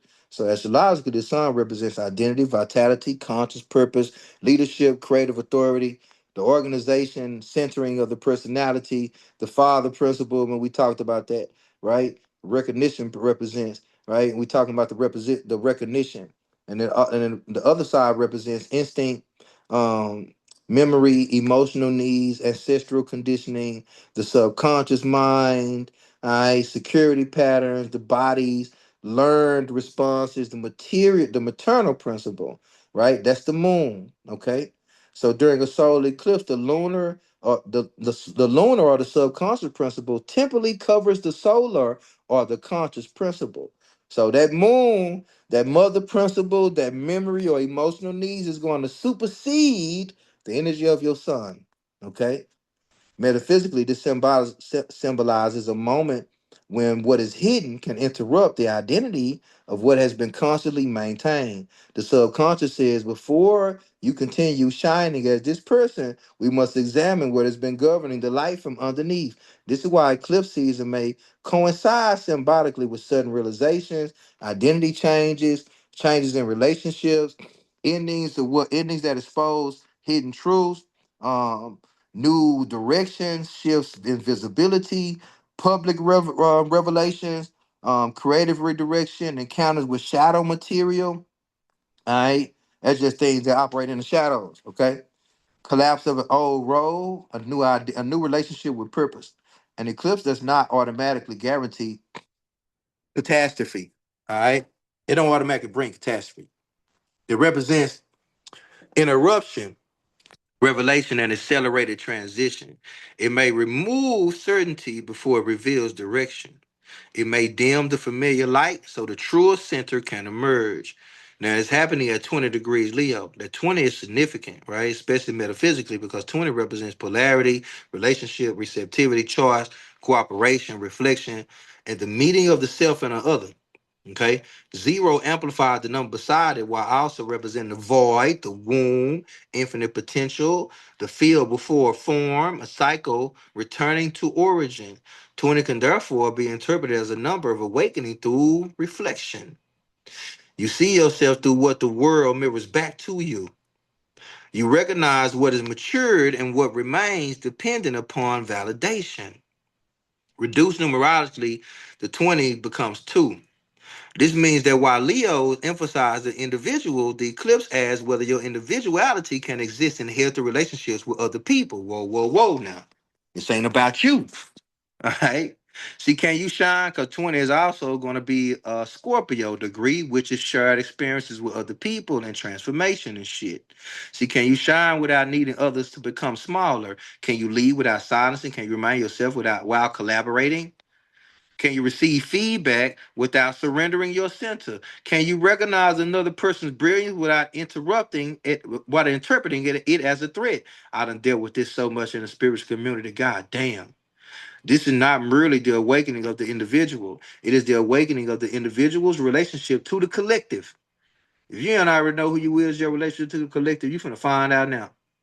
See, this prepares us for the Leo Aquarius axis. The Leo and Aquarius axis, Leo and Aquarius form an astrological polarity, 180 degrees. Y'all already know I always talk about that. Leo, the individual heart, the personal creativity, the sovereign self, the recognition, the authentic expression, the personal leadership, the courage to be visible, the unique light of the individual, lovers. Aquarius represents community, networks, collective intelligence, social systems, humanity, innovation, future consciousness, decentralization, collaboration, the liberation of the ego, and friends. Leo says, I am. Aquarius says, we are. Leo asks, what is unique about my light? Aquarius asks, how does that light contribute to humanity, motherfucker? Leo creates from the heart. Aquarius circulates the creation through the network. See how they work together? Just why Aquarius rules circulation in your body, and this is why Leo creates the synapses and the energy needed to circulate energy through your body. They have to both work together, not only in the cosmos, but in your body too. Aquarius builds a system to which the gift can benefit others. When the Leo and Aquarius axis is unbalanced, we receive two shadows. The shadow of Leo is ego without service, celebrity without substance, leadership without accountability, creativity dependent upon applause, the need to remain the center, competition with everyone who also shines, the belief that being seen is the same as being valuable. The shadow of Aquarius is community without intimacy, ideology without heart, technology without humanity, groupthink disguised as progress, detachment from emotion, rebellion without purpose, a rebel without a cause, erasing identity in the name of the collective. The eclipse in Leo is not asking us to abandon individuality for the collective. It's asking you to purify. It's asking, hold on, wait, let's get this thing out the way. Okay. It's not asking you, it's asking us to purify individuality so that it can serve the collective without needing to dominate it. The message is your light is personal, but its highest purpose is not private. Don't let that shake you up. Don't let that go over your head, okay? Jupiter in the tropical Leo, okay, because that Jupiter in the first time in 12 years, and we talked about that earlier, but the dynamic of this, because Jupiter represents expansion, faith, opportunity, wisdom, belief system, teaching, publishing, travel, law, higher education, growth, excess, magnification. Whatever Jupiter touches is it tends to enlarge. Some people got big foreheads because it's Jupiter and Aries and shit, you know. So in Leo, Jupiter begins enlarging themes involving visibility, creative expression, leadership, confidence, children, entertainment, performance, personal branding, recognition, romance, joy, entrepreneurship, the courage to take up space, baby. But Jupiter does not only enlarge what is healthy, it can also exaggerate ego, pride, grandiosity, drama, self importance, entitlement, overspending, the need for applause, the belief that confidence makes preparation unnecessary. Practice. You talking about practice? The assumption that being charismatic is the same as being qualified. Oh, I can finesse them. I know I can sound like I know what I'm talking about. I should be qualified. What's old girl name? Dr. Cheyenne Bryan and shit. Motherfucker, I'm just telling you, this what's going on out here. Motherfucker be charismatic in the motherfucker, but underqualified like a motherfucker. Now Jupiter and Leo is during the eclipses, but this is very important. To be precise, Jupiter is not tightly conjunct the eclipse degree. It's operating as a powerful same sign background influence. I mean, it's not within 2 degrees of the actual aspects of what the sun is going to be in. Okay, expanding the entire Leo field rather than sitting directly on the eclipse. This means that the eclipse does not occur in an ordinary Leo season. It occurs while the planet of expansion is beginning a year-long journey through Leo. It's gonna be with Leo for the next 12 months. Okay. So the eclipse is planting a seed inside of a much larger Jupiter cycle. What begins, ends, or changes around August 2026 may continue developing throughout the remainder of Jupiter's passage through Leo into 2027. So what you put down right now, if you put it down right now, nigga, you can expand this shit. You can make something happen over the next year that it might have took you 5 years to do. Now, if you want a personal breakdown, once again, as to what that might look like in your life, you might want to book that Lionsgate reading. All right. So this makes the eclipse the type of initiation. It asks, what are you prepared to grow over the next year? Not only, not only what do you desire, but what are you prepared to cultivate? Jupiter and the return of the creative teacher is what's going on here. See, Jupiter is the archetype of the teacher, the philosopher, the god, the guru, the meaning maker. Okay. Leo is the archetype of the creator, the performer, the child, the sovereign, the radiant heart. Together, Jupiter and Leo awakens the creative teacher. Okay. So this may encourage more people to teach from personal experience, share your personal stories publicly. So if y'all been feeling like this is not a coincidence. This is confirmation for you. Turn creativity into vocation, build courses, communities, or platforms, become visible as leaders, develop artistic gifts, work with children or younger generations, create work centered on joy or an empowerment, build personal brands, reclaim talents abandoned earlier in your life. A lot of people can be getting married to old people that was, old childhood lovers and shit like that, your first love. So, hey, I'm just saying, there can be a lot of shit going on with this Leo and his dramatic shit. But there's a test. See, are you teaching because you have embodied the lesson? Or are you performing expertise because you need recognition? Or are you guiding people towards themselves? Or are you making them dependent upon you? Are you expanding wisdom? Or are you expanding person? See, my Jupiter's in Leo. I naturally embody this shit, just to be straight up with y'all. Or expanding personality. This eclipse may challenge false gurus, inflated authorities, and leadership built on charisma without character. Because motherfuckers out here playing one. See. See, Jupiter and Leo can produce magnificent teachers. Straight up. And it can also enlarge spiritual ego. The eclipse asks us to remember a large audience does not automatically indicate a large consciousness. It don't. Visibility amplifies responsibility. The more people who receive your message, the more disciplined you must become about what you transmit. Trust me, I'm telling you. Now, the eclipse as a coronation and a decrowning. See, Leo also associated with the crown's royalty and sovereignty. A solar eclipse in Leo can be interpreted both as a coronation and a decrowning. See, there ain't nobody gonna talk about this shit.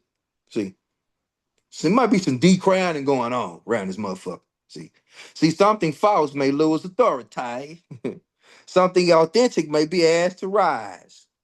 The crown may be removed from the wounded ego, the need for approval, the desire to control other people, the identity built through trauma, the role you have outgrown, the public image that no longer reflects the private truth, a belief that must always appear strong, the inner critic pretending to be authority, a leadership or a system that has lost legitimacy.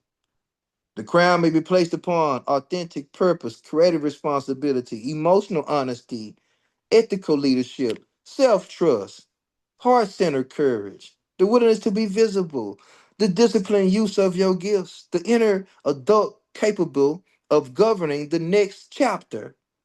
See, I wasn't just talking about knocking somebody else's crown off. I know that's where our mind went. Ooh, who finna get decrowned? What motherfucker on been on top finna be on the bottom? I know we be praying on motherfuckers' downfall. I know people do. Okay, I wasn't talking about that. I'm talking about shit inside yourself that's been wearing old crooked ass crown. And it's time to straighten that motherfucker up and take it off the bullshit so you can stand on something real. See, the eclipse asks, who has been wearing your crown? See, has fear been making your decisions? Has trauma been setting your standards? Has public opinion been dominating or determining your value? Has your family expectations been defining your future? Has survival been governing your relationships? Has the need to be liked been editing your truth?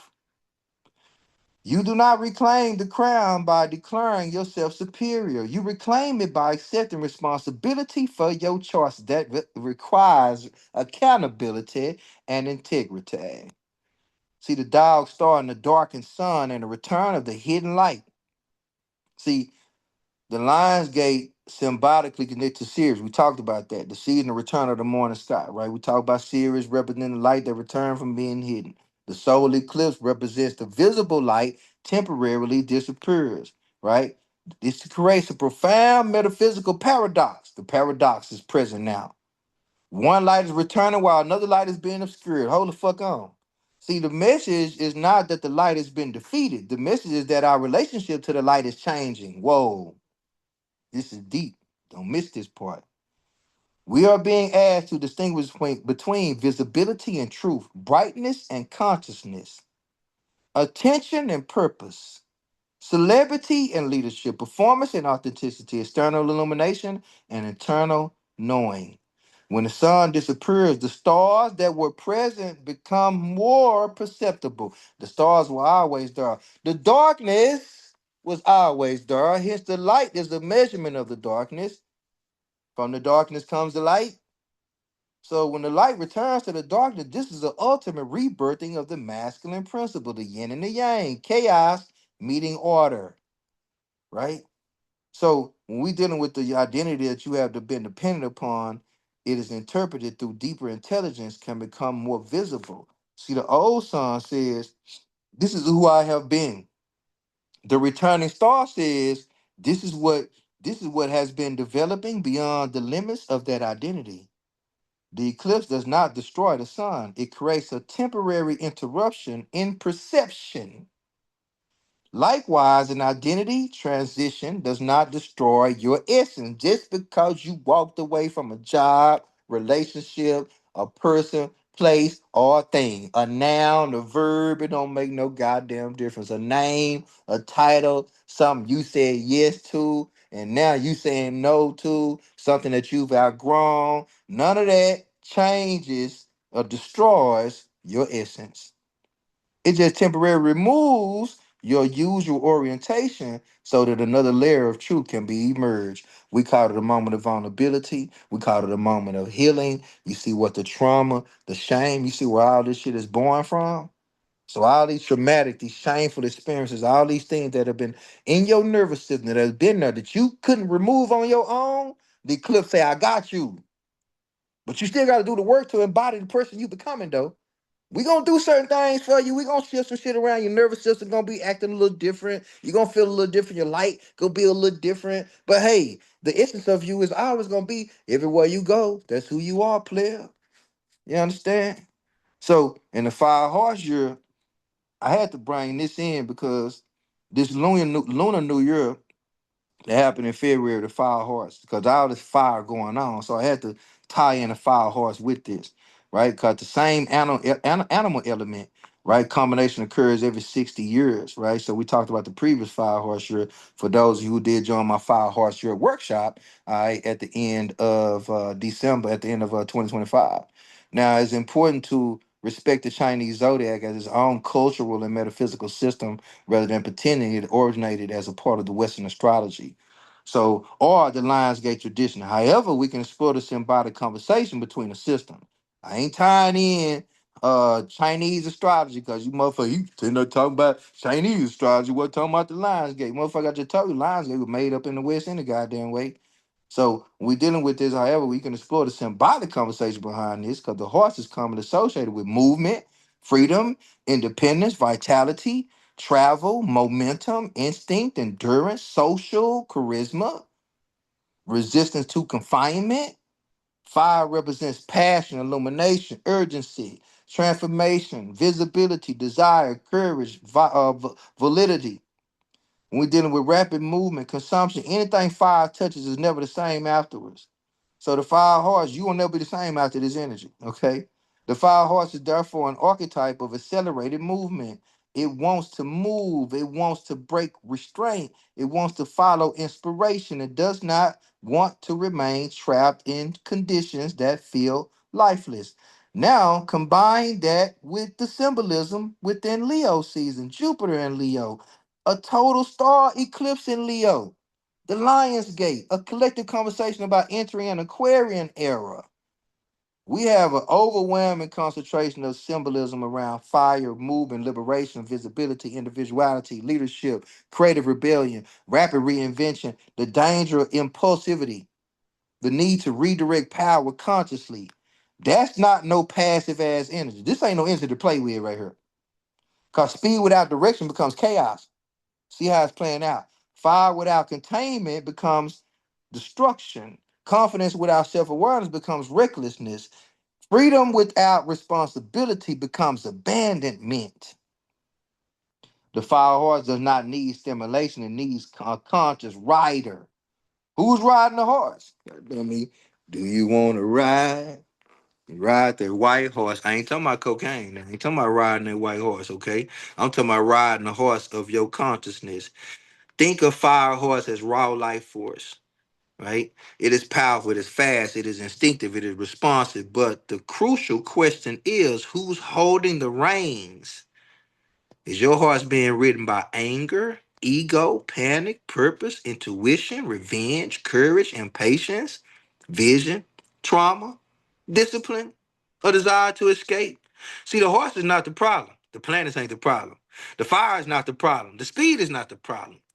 The consciousness directing the movement determines the destination. The eclipse can expose where you have mistaken urgency for alignment. You may feel called to move, quit, launch, or declare, confront, or completely reinvent your motherfucking self. Some of those impulses may be authentic, others may be reaction to discomfort. Before you gallop through the gate, ask, am I moving toward purpose or merely away from pain? Is this freedom or avoidance? Is this courage or emotional reactivity? Is this divine timing or impatience? Have I prepared the practical foundation? Am I willing to accept the consequences? Does this decision honor the future or only relieve the present? The 5 horse must be guided by the soul or heart. Otherwise, its momentum can become self sabotage. See, fire must receive form, beautiful souls. This period contains tremendous symbolic fire. Leo is fire. Jupiter expands the fire in Leo. The horse year carries the fire element. A solar eclipse interrupts the reset and the solar principle. Too much fire can manifest symbolically as burnout, impatience, anger, conflict, dramatic decisions, restlessness, excessive confidence, difficulty listening. Inflated expectations, risk taking without preparation, destruction mistaken for transformation, constant stimulation, compulsive performance. The answer is not to extinguish your fire. The answer is to give your fire a sacred container. Fire needs earth. Earth contains plans, routines, budgets, timelines, physical stability. Ask what structure still holds the vision. Water restores compassion, emotional processing, receptivity, and intuition. Ask, what am I feeling beneath the excitement or anger? You have to pause for this shit right here. Earth. Earth creates perspective, communication, strategy, and intelligent circulation. Ask, can I explain where I'm going and why? You gotta where the fuck? Whoa. You know how motherfucker be like, let's just go. It's a surprise, you know, little boy on that. It's a surprise. You like surprises, don't you? You know, nah, motherfucker. Where the fuck we going? And why the fuck we going, no motherfucker? I ain't going along for no rides, no motherfucking mo. All right. So spirit, see, you can be along, you could be that your inner child can be the one asking you, you like surprises, don't you? The red flags is amusement parks and shit. Like you over here having fun in the most fucked up situation, knowing you ain't happy. Cause you like surprises, don't you? See, spirit gives fire meaning as who benefits when this gift is fully embodied. Fire becomes sacred when it's directed towards creation rather than constant reaction. So as we are dealing with this age of Aquarius, because the phrase age of Aquarius refers to astrological theory. All right. Now, based on the Earth's slow axial precession, however, astrologers do not usually agree, universally agree, I would say, on the exact beginning date of the age of Aquarius. So you're gonna hear a lot of people talking about when there we might be in, or whatever the case may be. I ain't here for all of that. I'm not. But I know how we can measure the sun and different calculations to place the beginning and the different centuries. And some astrologers describe humanity as already entering a transitional zone, while others place the formal beginning much later. I say that I do not want to treat one date scientifically or astrologically as is settled and set in stone. But what we clearly can observe, and we all can see this shit, that humanity is living through increasingly Aquarian ass shit. I don't care what, I don't give a damn. I'm seeing what people are expressing. All right. Now, of course, I do watch what the sun is doing and all that. So let me not discredit that. But most of the time, what people is expressing, because they done lied to us with a bunch of shit. And if you don't understand how to study, use the telescope and how to look at stars and shit on your own, you can't trust NASA, you can't trust a bunch of these apps. I'm just telling you straight up. I'm just being real with you as an astrologer and as somebody who literally looks at the movement of stars and planets and shit, and I can literally tell you that shit ain't nowhere near where they be saying is at. It's I'm telling you, right now the sun ain't even in Leo yet. Just be real with y'all. It's just to be I'm just straight up, okay? But hey, it's a whole nother topic, whole nother discussion. But I'm just giving y'all why it's best to observe what's real and what you can tangibly, practically practice. Digital networks, all this Aquarian shit, artificial intelligence, global communication, decentralized communities. I'm talking about this is Bitcoin, this is cryptocurrency, all of that. Collective movements, rapid technology advancement, challenges to traditional authority, new definitions of identity and community, social polarizations, increased access to information, the tension between individuality and group consciousness, the struggle between surveillance and freedom, the question of whether technology serves humanity or governs it, all this is Aquarian shit. See, whether we call this the former age of Aquarius or traditional or transition towards it, the archetypal lesson is already here. It's visible. So humanity is becoming more connected to technology, but being connected to the same is not being conscious, right? See, we can share information instantly while lacking wisdom. We can build enormous networks while feeling emotionally isolated. We can speak to the entire world while losing touch with our own hearts. We can decentralize authority while remaining controlled by algorithms, outrage, and group approval. See, this is why Leo solar eclipse matter, because Aquarius cannot become humane without Leo's heart. People done lost their motherfucking humanity, man. We got some inhumane ass people around here. I bullshit you not. That's why I always say people pull out their phone to record somebody dying, and they could literally use the same phone to save their life. But they'd rather get content. They'd rather get seen. See, technology without heart becomes machinery. It ain't nothing but machinery. Community without heart becomes groupthink. Man, I witnessed a lot of groupthink ass tanks, and they say we community, we together. Man, y'all ain't together. Y'all coming this motherfucker. Man, it's a whole nother thing. See, revolution without heart creates another form of oppression. Intelligence without heart becomes cold manipulation. A future cannot be built through Aquarius alone. It requires the awakened Leo heart at the center. So what the fuck you think this eclipse is preparing us for? What are we in? What the fuck is going on then? If we know people ain't heart centered, and we in Leo season, so that means in the next 6 months, because 6 months after this, we're gonna be in Aquarius season. So don't get it twisted. So this next 6 months is a hell of a window to become more heart centered, not just for ourselves, but for humanity. See, the individual must awaken before the collective can evolve.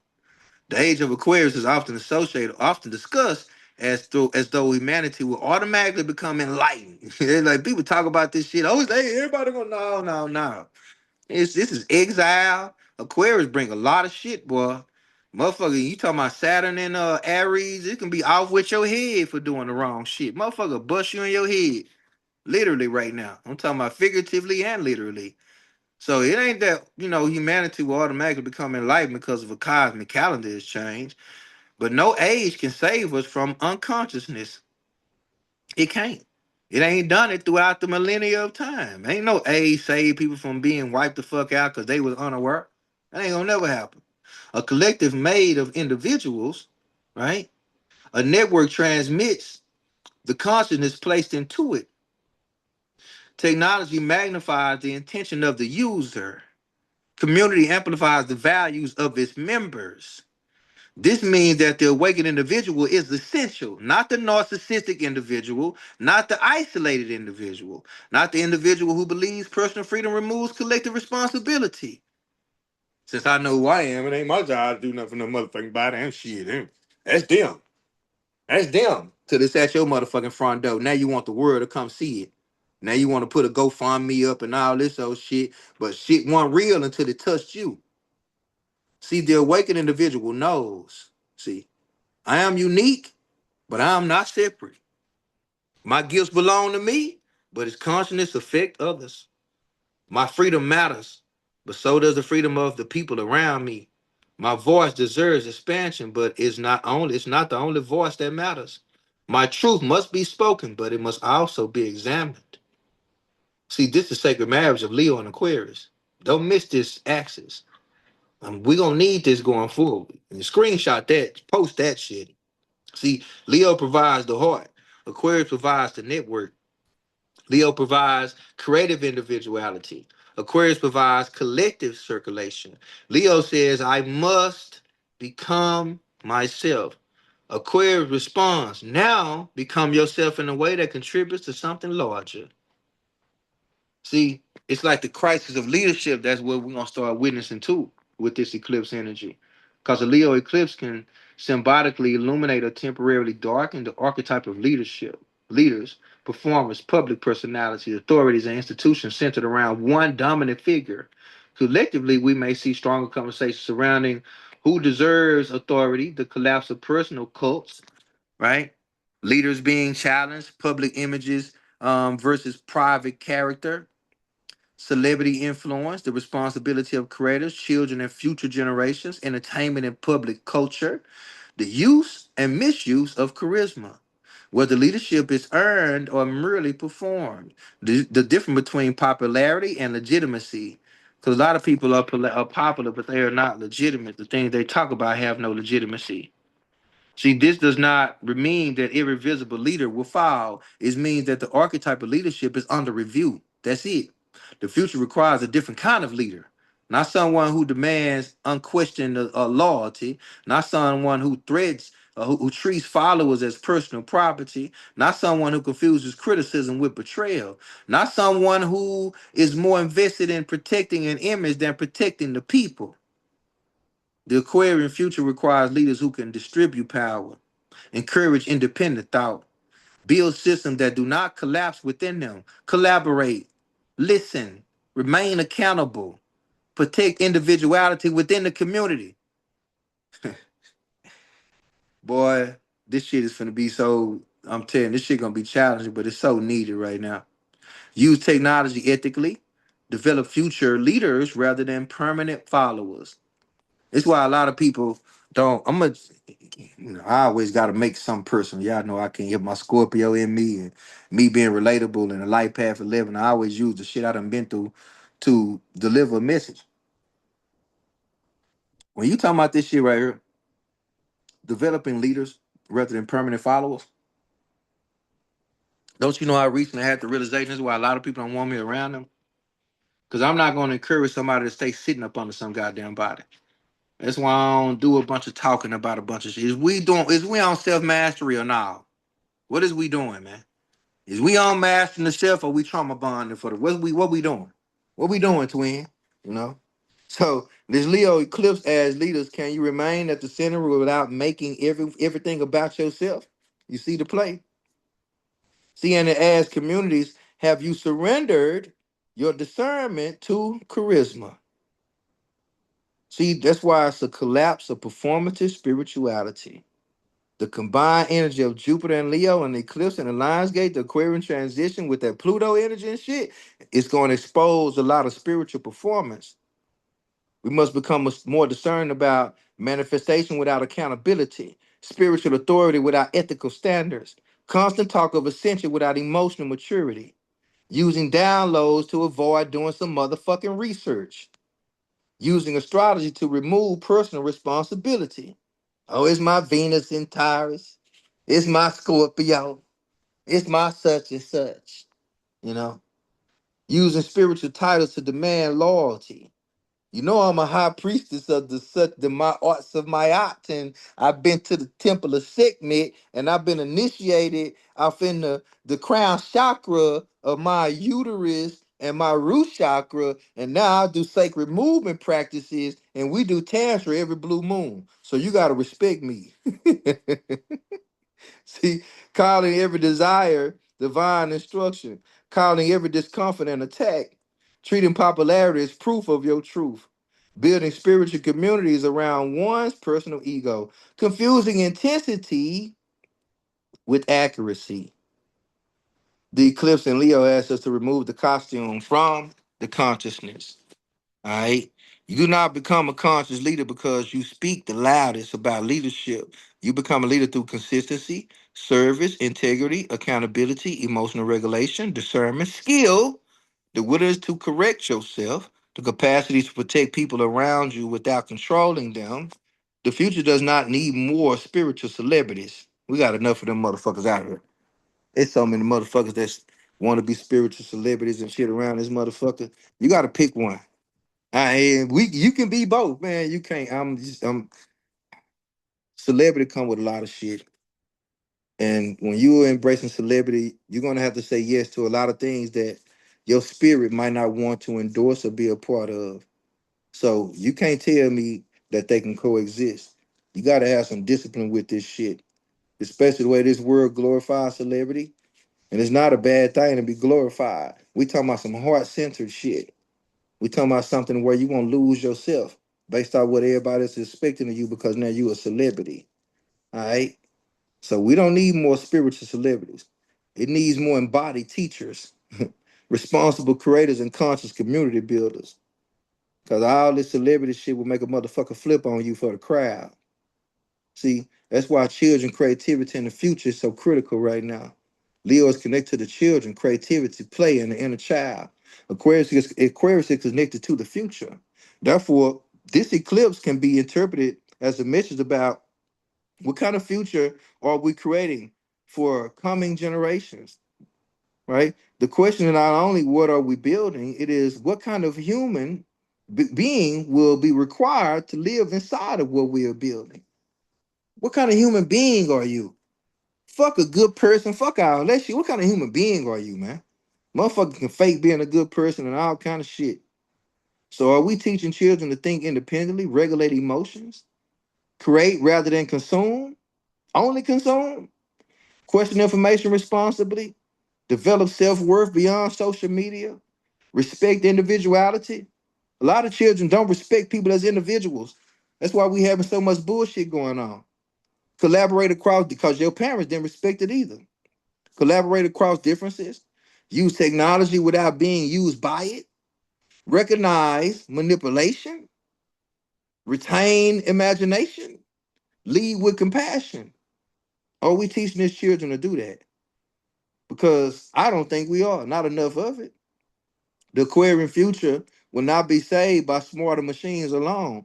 It will depend upon emotionally intelligent human beings. We're gonna have to have emotionally intelligent human beings to regulate this shit and not become an NPC and just start doing what the government saying, what people say, based off of what societal says has to happen.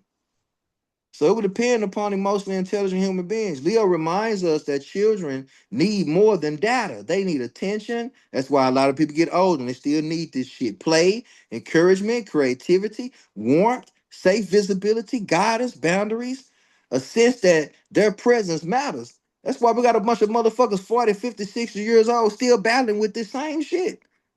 And we call it inner child work. Man, say. So the future begins in the way that we respond to the light emerging through the next generations. I believe the children are our future. See, the inner child in the fear of visibility. Because this eclipse could activate the part of you that remembers what happened when you first tried to shine.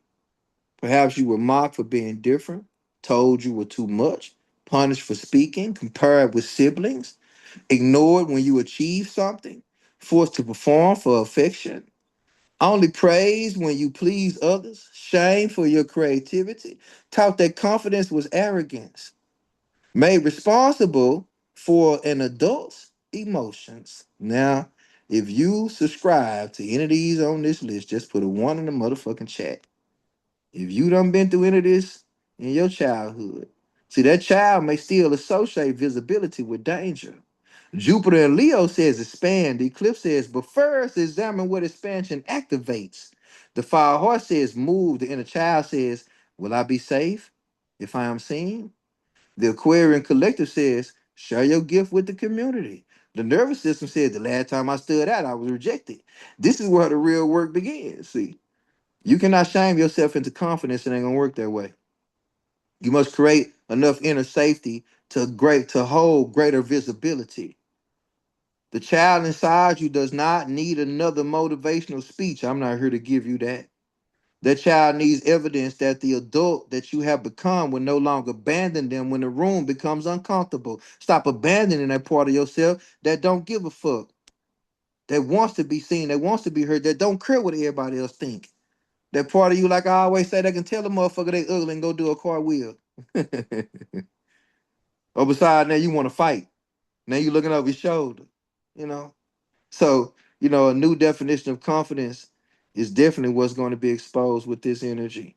So, under this eclipse, confidence is not performing certainty. Confidence is remaining present when certainty disappears. See, when you're no longer certain, is you're gonna be. See, don't confidence? I just told my son, you get confidence in the midst of doing the thing. It don't come before you do it. Can you remain present even though you're not certain of what the fuck is going on? Because it's your mind that needs certainty. It might be your feelings. It might be your nervous system, but it's not you. So confidence in not believing that you would never make a mistake. It is trusting yourself to respond when one occurs. See, confidence in not requiring universal agreement. It is staying connected to your values amid a disagreement. Hey man, just because I even disagree with my motherfucking self, I still gonna stay true to what I value. Confidence is not dominating the room, it is refusing to disappear inside it. Confidence is not endless self-promotion. It is honoring the gift enough to give it structure. Do you honor yourself enough to actually put some structure to your gifts? Confidence is not avoiding vulnerability. It is knowing vulnerability will not erase your authority. Hence, this becomes authenticity. See, The eclipse darkened the sun temporarily, yet the sun remains present. It ain't went no motherfucking world. Just like a cloud can make the sun seem like it's not in the sky. That is confidence. Your visibility may change, but your role may change. Your audience may change. Your title may change. Your circumstances may change. But the core light does not cease to exist because the outer expression is interrupted. So, how this can manifest personally, this eclipse cycle may bring symbolic developments around involving identity. You may no longer recognize yourself through an old role. Leadership, you may be asked to step forward or step down or redefine how you lead. Creativity, a project may be born, redirected, or exposed or completed. Visibility, you may receive attention, confront fears or attention or confront fears of attention or reassess why you seek it. Romance, Leo themes that may awaken questions about desires, affection, and whether love allows authentic expression.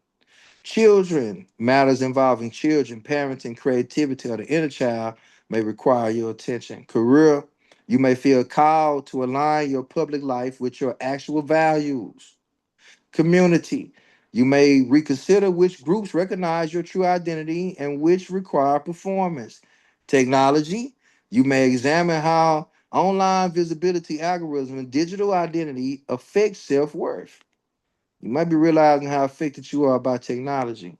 Purpose, a former definition is of success may no longer feel meaningful. This eclipse does not guarantee that all these areas will change for every person. Like I told you, if you want the individual breakdown, I can tell you exactly how it's going to affect you.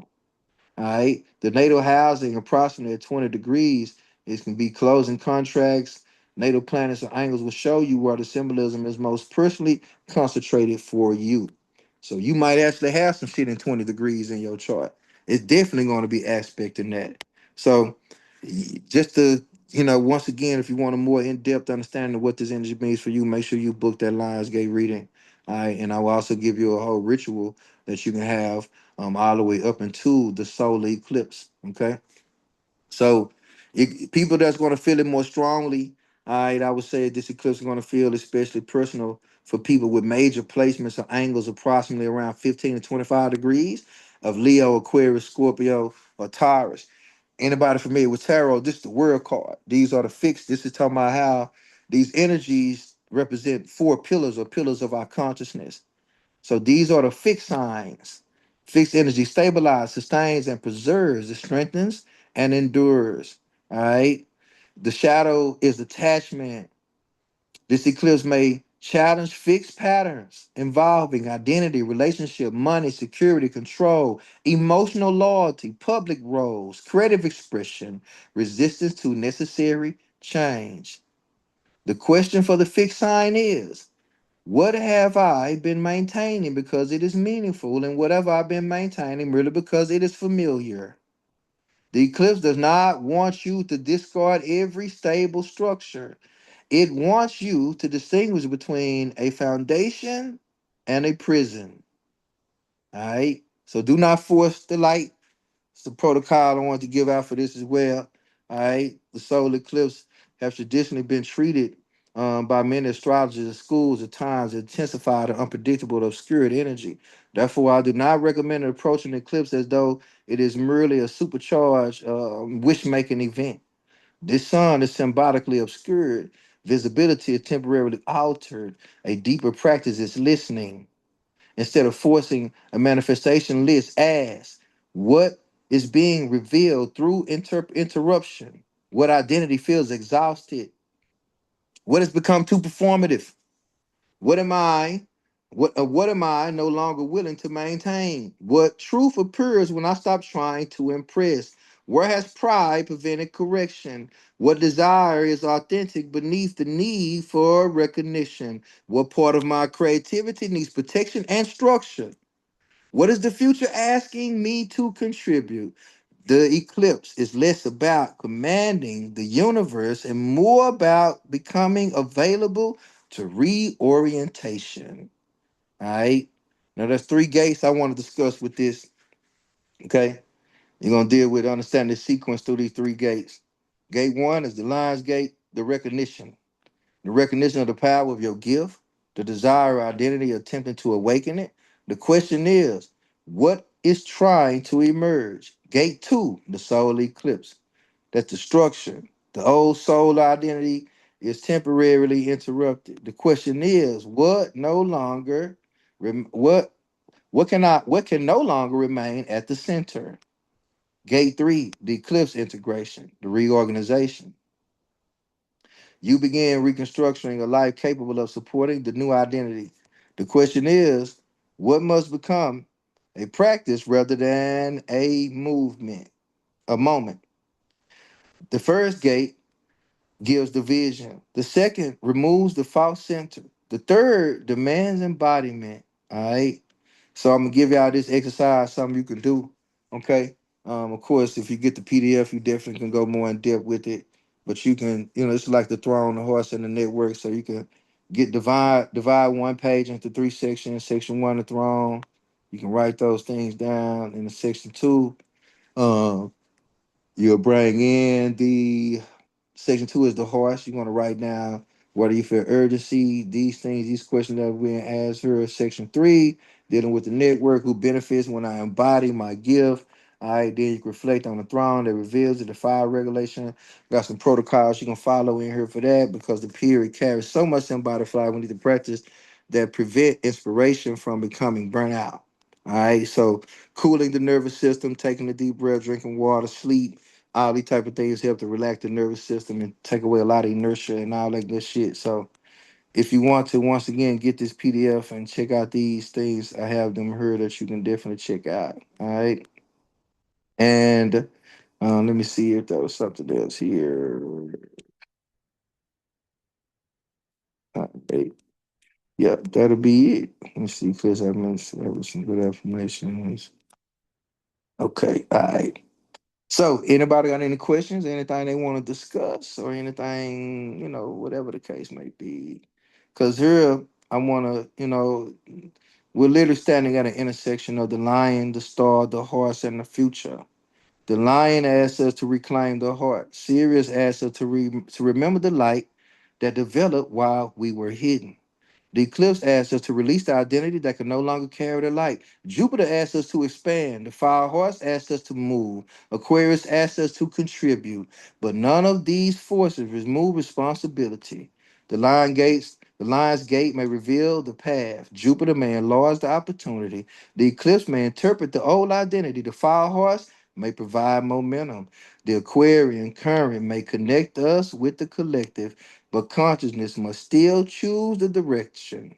So today, I do not ask merely for greatness, for greater visibility. I ask for the character to remain whole while being seen. I do not merely ask for a greater influence. I ask for the wisdom to understand how many influence affects others, how my influence affects others. I do not merely ask for movement. I do not ask merely for movement. I ask for movement aligned with purpose. So as you can see, there's a lot of things you can affirm here. Um, the fire horse carries this movement forward. All right. And Aquarius asks us to build a future where awakened individuals do not compare or compete to become the only light, but join together as a conscious constellation. This is not simply the end of a portal. It is the beginning of a new relationship with power. It is the end of visibility. It is the end of visibility without integrity. It is the end of leadership without accountability. It is the end of spirituality without embodiment. It is the end of personal freedom without collective responsibility. Beloveds, when the old sun enters after the eclipse, do not return to the old identity with it. All right. Let the light find someone standing at the new gate, someone more honest, someone more disciplined, someone more courage, someone more courageous, someone who understands that being chosen is not the same as being prepared, someone who understands that the future will not be inherited through intention alone. It will be created through consciousness. The eclipse is not here to take your light. It is here to ask whether you have finally become ready to carry it. So that was the workshop, beloveds. Once again, anybody got any question, anything y'all want to add, I appreciate you for your time, your energy, and all that good shit.